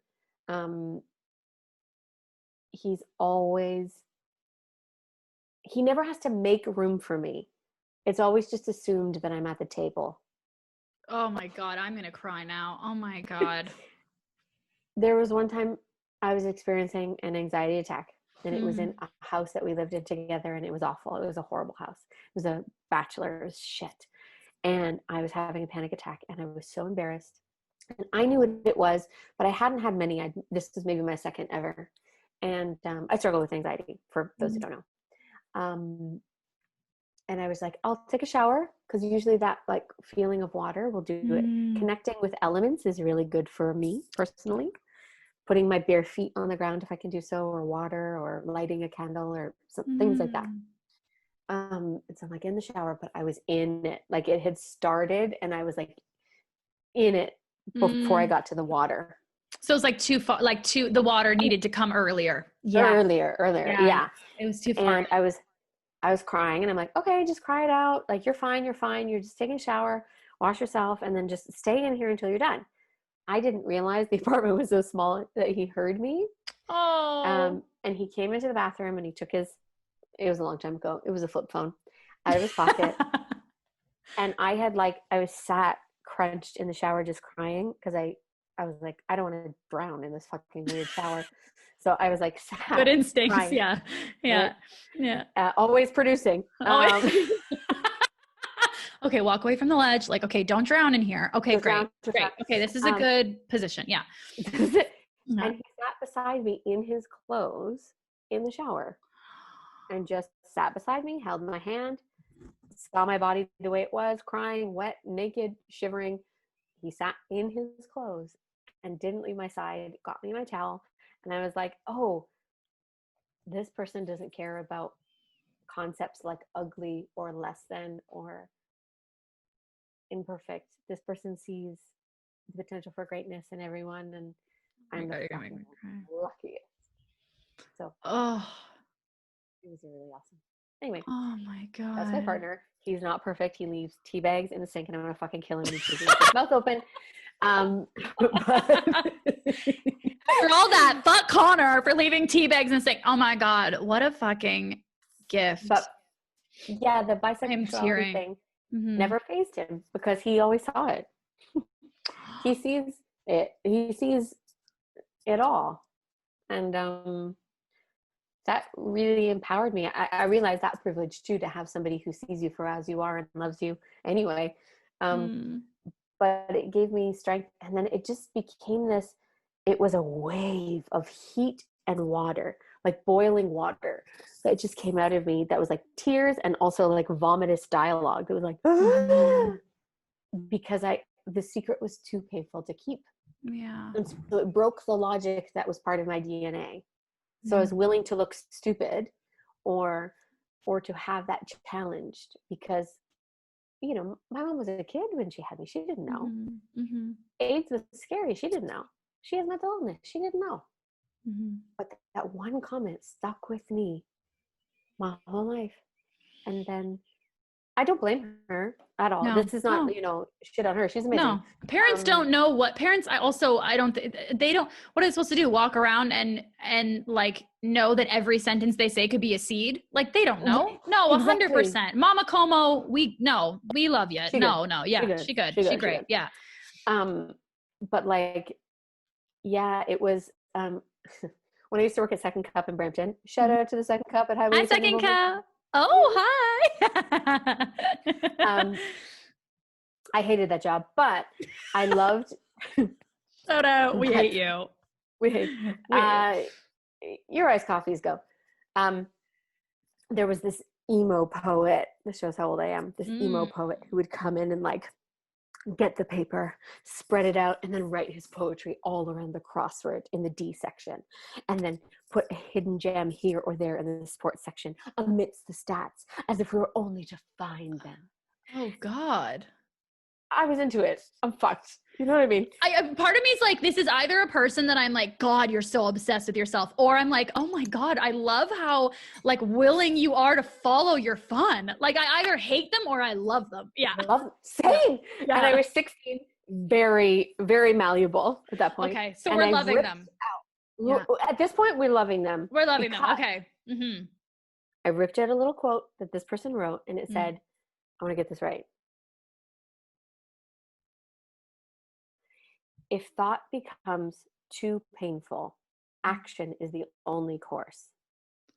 And that's what I felt in this moment. It was like, well, I can't deny this anymore. I've always loved Lydia from Beetlejuice. Like, it was like, boom. Oh my God. So, you know what? Second Cup poet, you did okay. Oh my God, snaps. I take back everything negative I said about Second Cup poet. I love Second Cup poet. Okay, great. Well, we love that line from Second Cup poet. They never tipped, so fuck them. Oh, okay. So fuck this, but love the one quote. You know, this whole time I thought they worked there. They were a customer hiding shit. Oh, get out. Get out. That is annoying. Oh my God. I thought they worked there. I'm like, oh, that's fun. No. Oh my God. No. You're not even going to stick around to clean up the mess. Get out. Just put it in the just slide it to me on the desk. Like literally go across the parking lot at that mall to the end to go and buy a journal. I don't know. There we go. I will buy you a journal. Write it down. With all you spend on coffee, you could buy yourself a journal. Yeah. You're saving because you're not tipping. He wanted the audience, and I bit. And listen, we all bit. That is a beautiful fucking sentiment to take from this douchebag, and I will take it and I will run with it. Wow. That is really, listen, you know what? Maybe he's being so thoughtful in his poetry that just he lacks all thoughtfulness and consideration in his daily life. I mean, that's a full assumption to make. We're going to take that back. Not his whole life, but he wasn't thoughtful in tipping because he was thoughtful in his poetry. That's beautiful. If thought is too painful, then action is the only solution. Course. I think course. Yes. No, solution's an ugly word to use. Course. God, there are so many bits of me talking to you, Ashley, that genuinely, like, I'll probably just send this episode to my therapist and be like, I'll probably send it to mine. Okay, great. I'm going to be like, I don't have therapy next week. I'll probably just listen to this because this is, oh my God. Okay. I know I only have a few minutes with you. I want to do, I'm not going anywhere. We can go. Well, I want to do some, you make the best faces. You just make me so happy. I sound so obsessive. Okay, we're gonna filter more. My God, I just think you're so wonderful. Fuchsia. Oh God, thank God. That'll be some validation on my end and my hands will be so sweaty. Okay, I want to do some rapid fire questions with you that like don't really have much of it. They're like sort of all over. Okay. Should have done this sober. Go on. Okay. I mean, and here I am like rapid fire and like there's still, I'm not like, what's your favorite fruit? Like here I am like, what's the truth about yourself that you never thought you'd believe? Like I'm like, whatever, my rapid fire. So yeah, they're not. It's Friday the 13th. I am on your wavelength. You are rapid. You are amazing. You are a goddamn goddess. You know that? I feel like I'm voguing. I love it so much. Okay. Here we go. Okay. My first rapid fire question. Okay. In 2016, you described your style of comedy as, quote, I don't know why I'm talking like this to stress it out. And I'm doing mannequin hand, like Barbie hands. I don't know why I'm doing that. It's so stressful. Okay. Lusty Mannequin. I'm going to do mannequin hands in the name of Lusty Mannequin. Okay. In 2016, you described your style of comedy as emotional, dark, mischievous. What 3 words would you use to describe your comedy now? You can repeat if you need to. Okay. What 3 words would I use to describe my comedy now? Yeah, during COVID. No, just in general. Like this is a shitty time to ask you this. Oh, I would say emotional, dark, and mischievous. I love it. With a touch of activism. So put that in your pipe. Smoke that up. Mm-hmm. God, that's a good answer. Okay, fucking love it. Okay. Love it. What is something about you that you think people often overlook? My identity. They think I'm Carly Heffernan, Ashley Botting, or Dale Boyer. All women I love, but it's not me. Oh my God. That is so fucking funny.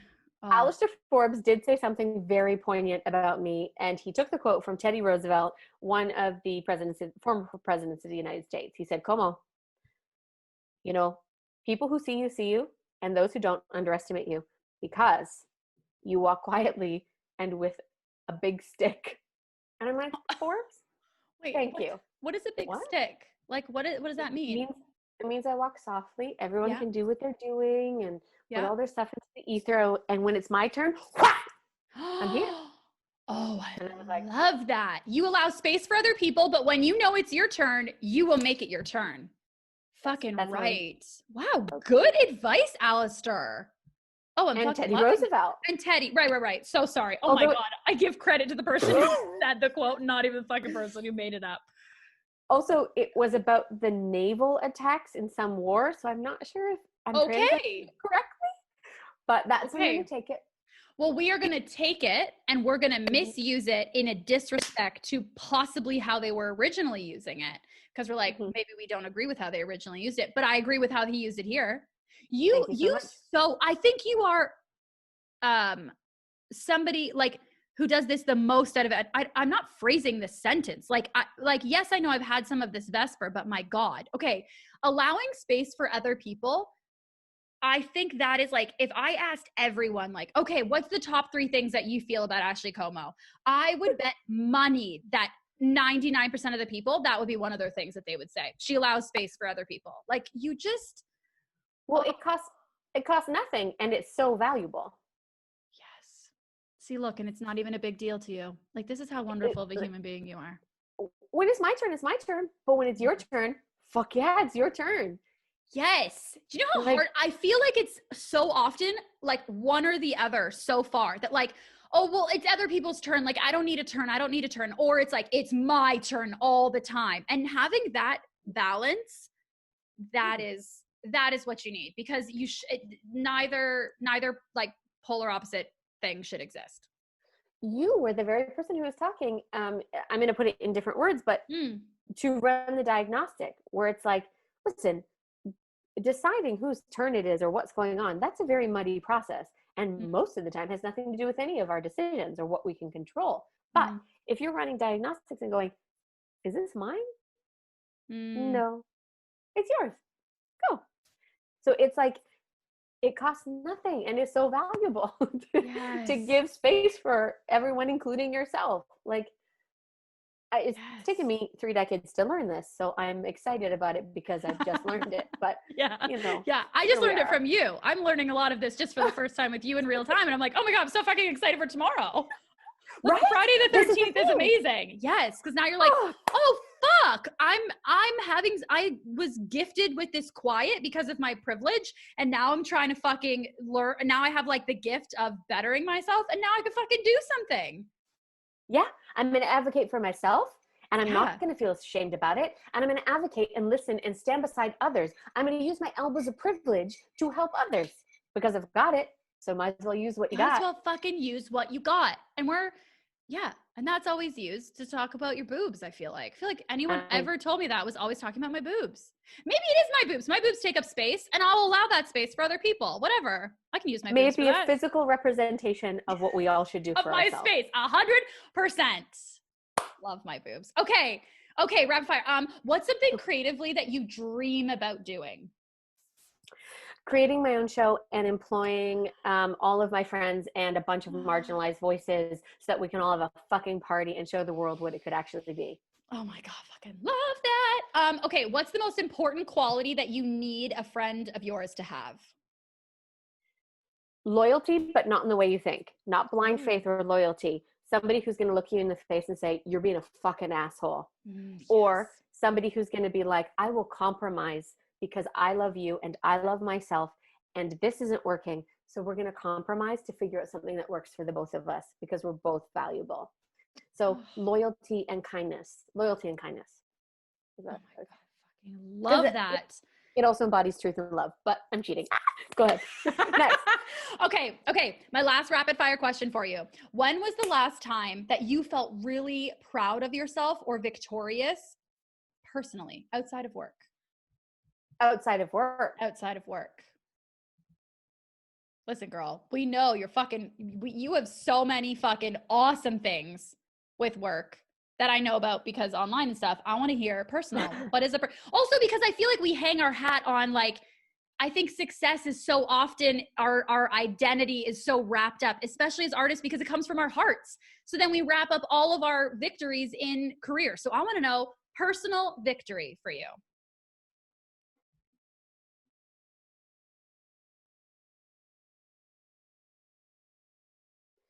A personal victory. Sorry, it's taking so long. You take 3 hours if you want. Also, like, I didn't send you these before. I probably should have. That wasn't very fair. No. This is good. This is raw. This is real. I love this. Also, this isn't live. You take as much time as you want. You take as much booby space as you want.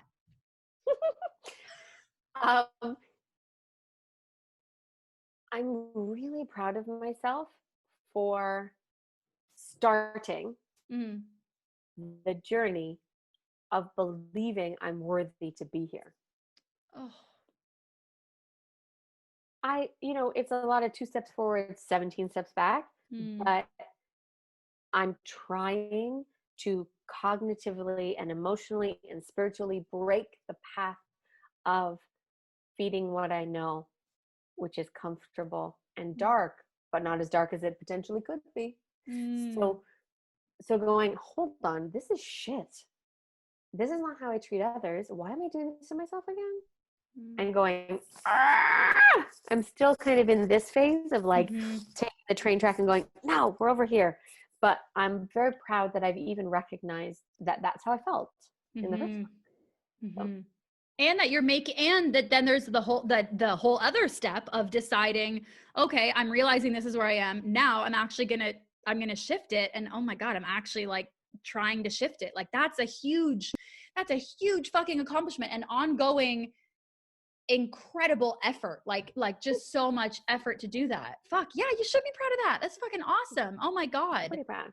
That's amazing. Because in also the art of shifting shakes out all of the imposters and the falsehoods, whether it's patterns or people or systems or ideas that you've had about yourself or that you've let into your life. It just kind of etch-a-sketches the whole fucking thing when you go, no. I'm worthy of love. I'm worthy of good things. Coco Galore, one of your former guests on the show, who's fucking amazing, I ran into her at a screening party, and I was like, how are you? And she just went, I took a break from social media and I realized that I have less fucks to give. And that does not mean that she's less caring. She's one of the most caring people I've ever met. She's an advocate. She's very passionate, but she's choosing where to put those fucks now. And when she said that, she like punched open my heart in the most beautiful way. Oh, she's choosing where to give her fucks. That's such a great way of putting it. That's so true. Because you're right. When it's like, I don't give a fuck. It's like, and every time someone says, I don't, in that way that I just said it, you're like, yeah, you do. Yeah. But it's that, of course, like, well, you just basically said like, I'm hurt, but exactly how, she said it and how you're saying it. It's like, no, I care less about the things that I realize I truly don't actually care about. And so I have all that freed up space and energy to care about the things I actually care about. Like that's. Yeah. Oh. And everyone else at this party was kind of like buzzing and flitting about in this, like, it seemed anxiety for me anyway. That's how I interpret it. But she was so grounded and she was so centered. And I'm just like, oh, you've done the work. Cool. I want that. I want to do the work. I want to do the work. It's going to be messy, but I'm going to do it. Yeah. Work's going to be a lot of work, a lot of homework, but it's going to be great. I love homework. Love homework. I love rules. I love all that. Like you were saying, love grades. I love all that shit. Like I'm ready. I'm ready. Okay. Just for fun. This is like a fun little question at the end is, if you were, okay, so picture this, COVID is gone. There's no health. I just said health. Oh my God, like elf. Okay. Christmas is coming. Christmas is coming, as is winter, but as is Christmas. Okay. So COVID is gone. The entertainment industry has opened up again and booming, and you are being offered, you're going to be a lead in your dream show that you're creating maybe. And you're going to do like a cute, sexy scene, whatever that means to you, with a celebrity of your choice. Who's it going to be?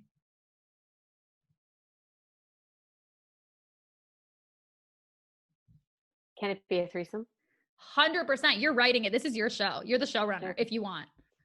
Thank you so much. 100%. This can be a 20-some. This can be whatever. This can be an orgy. It's whatever sexy scene you want. Just dealing with the duality that shapes my life, with the dead twin, with the bisexuality, with everything else, with the adult child, with all that stuff. I would say I would go for Dev Patel from Slumdog Millionaire. Yes. And Stephanie Beatrice from Brooklyn Nine-Nine. Oh my God. You've got like a little just happy, fun time. Cute, fun energy. 3 gorgeous people. That is a great threesome choice. That's a great, you heard it here first. Okay, great. Imagine we're manifesting. It's happening. When I worked at TIFF, I was Dev's handler, and he was the most generous. He had his screening of The Man Who Knew Infinity or something. I'm not sure what the movie was, but okay. Yeah. I don't believe he had seen it. He had not seen it. And then he went in, did the intro, because at TIFF you have the fun privilege of seeing the actors sometimes and the directors and producers introduce the movies. And instead of going into the audience and sitting at Roy Thompson Hall and watching his film, he went back out with me and signed every single person's autograph and took every single selfie. And I'm like, that's somebody I want to be around. He just... Yeah, that's someone who would be very giving in bed, I'm just thinking, that's pretty selfless. It is really great. Actually, you got me a job at TIFF, and it is really wonderful. When you see people who you're like, wow, you're like, also, you're so talented, and I already knew that about you, but also you seem like a wonderful person. You're like, okay, great, I'm in your corner. What can I do to help? Yeah.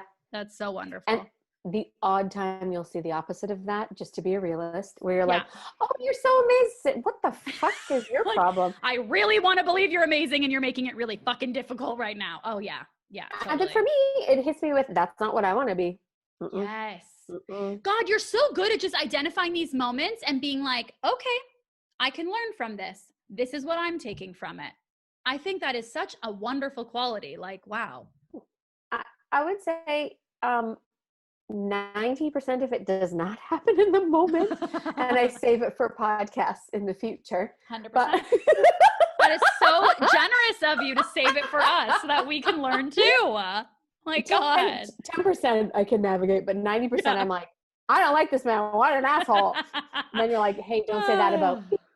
Right. I'll tell you later who it was. Oh, well, I'm even thinking of the mayor of Brampton, and you're like, all right, save this for at 19, you're like, okay, save this for a podcast. I won't be too karma rageful. Save it for a podcast. Oh my God. That's so funny.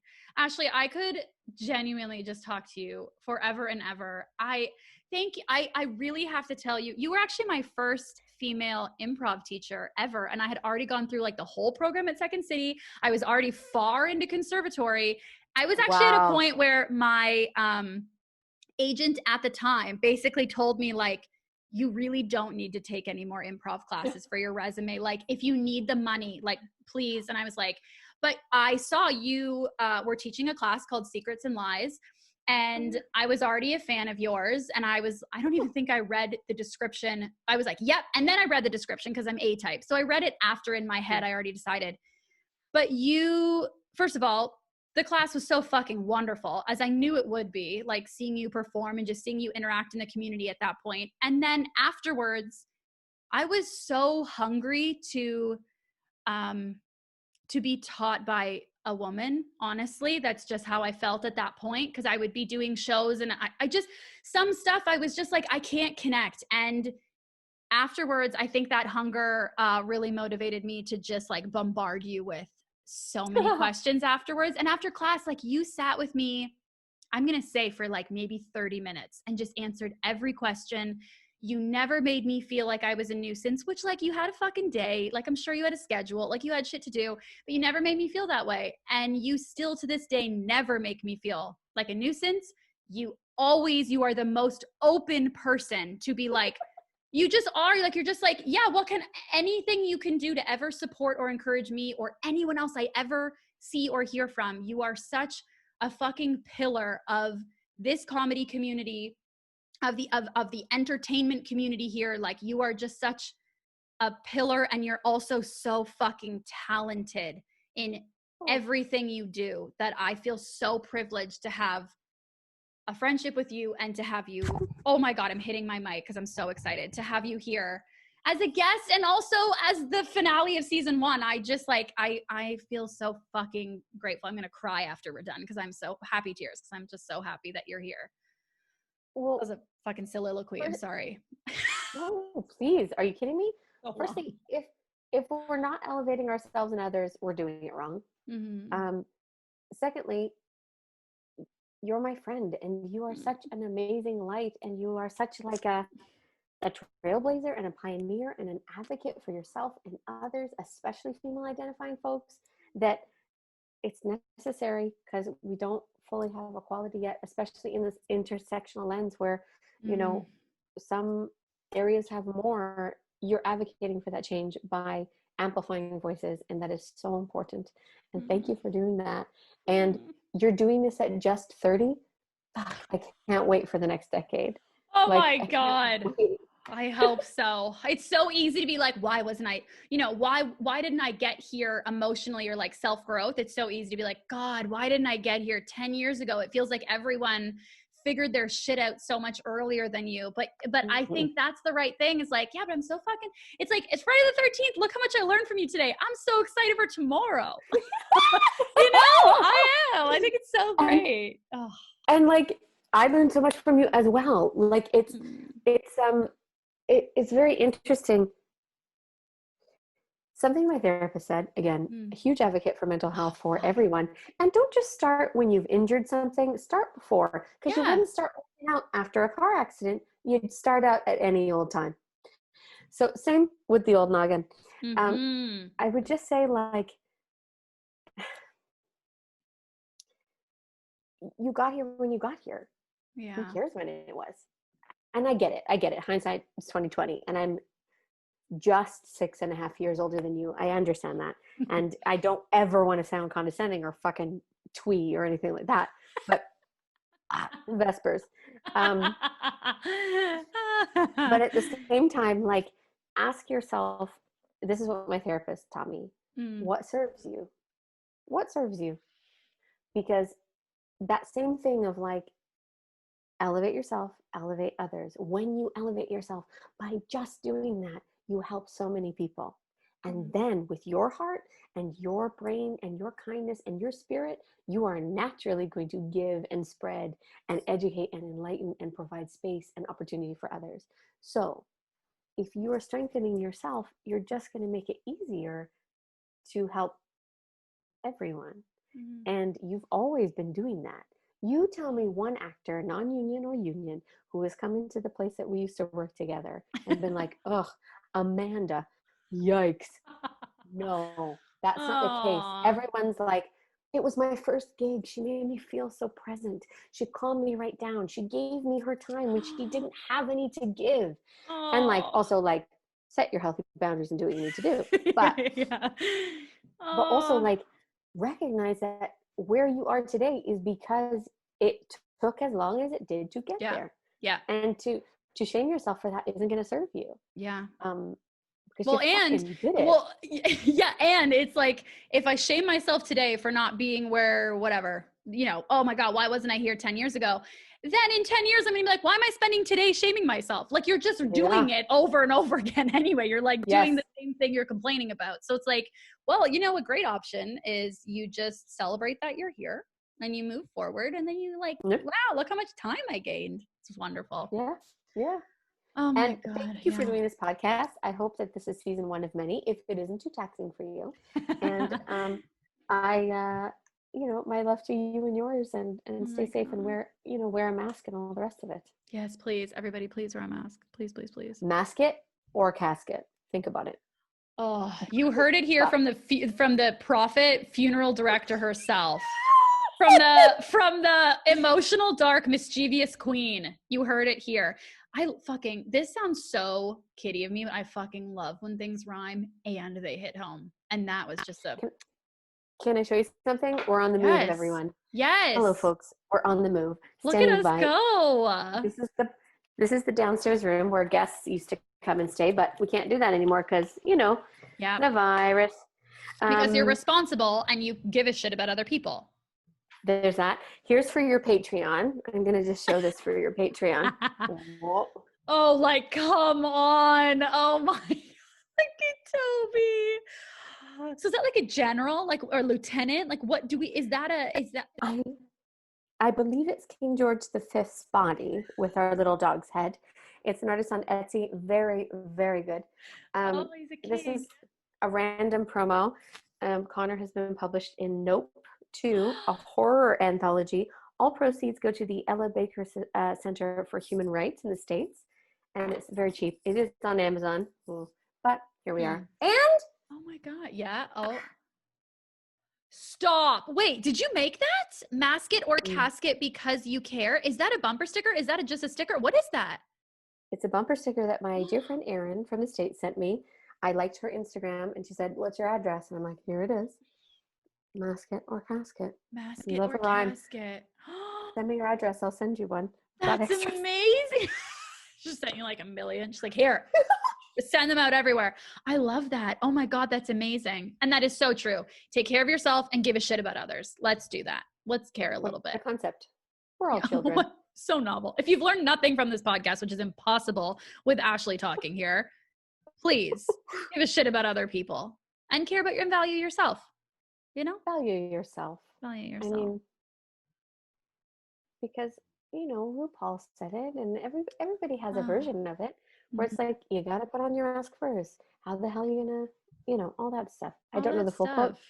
But, I think it's how the hell you gonna love some, oh my God, I watch so much RuPaul. How the hell are you gonna love somebody else if you can't love yourself?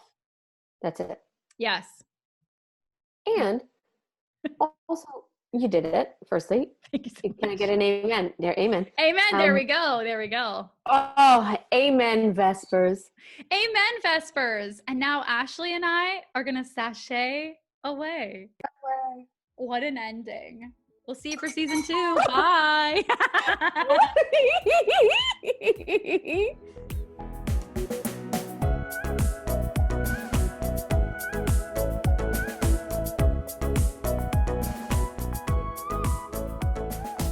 Hello, Amanda here, the host of the Liquid Courage podcast. I just wanted to stop by and say thank you so much for tuning in to the episode this week. This week is an extra special episode, actually, because it is the finale for season 1. I set out to chat and connect with 30 artistic women for this first season, and I can't believe I've actually done it. I can't believe this is episode number 30. I know there are some people who have been listening along the whole way, every single episode, so to those people, thank you. That's a lot of hours of listening to me talk, but your support means everything. And if this is the first episode of the Liquid Courage podcast that you're listening to, welcome. Thank you as well, and I hope that it won't be your last. Now, there may or may not be a fun bonus episode coming out next Wednesday, so to stay up to date on that or anything else with the podcast, or if you'd just like to connect with me, head to @LiquidCouragePodcast on Instagram or @LiquidC Podcast on Twitter. And as always, if you like what you heard today, hit that subscribe button and leave a review or a rating. It really helps me out and it banks you some good karma. All right, well, until season 2, thanks again for listening. It means the world to me. Stay safe and take care.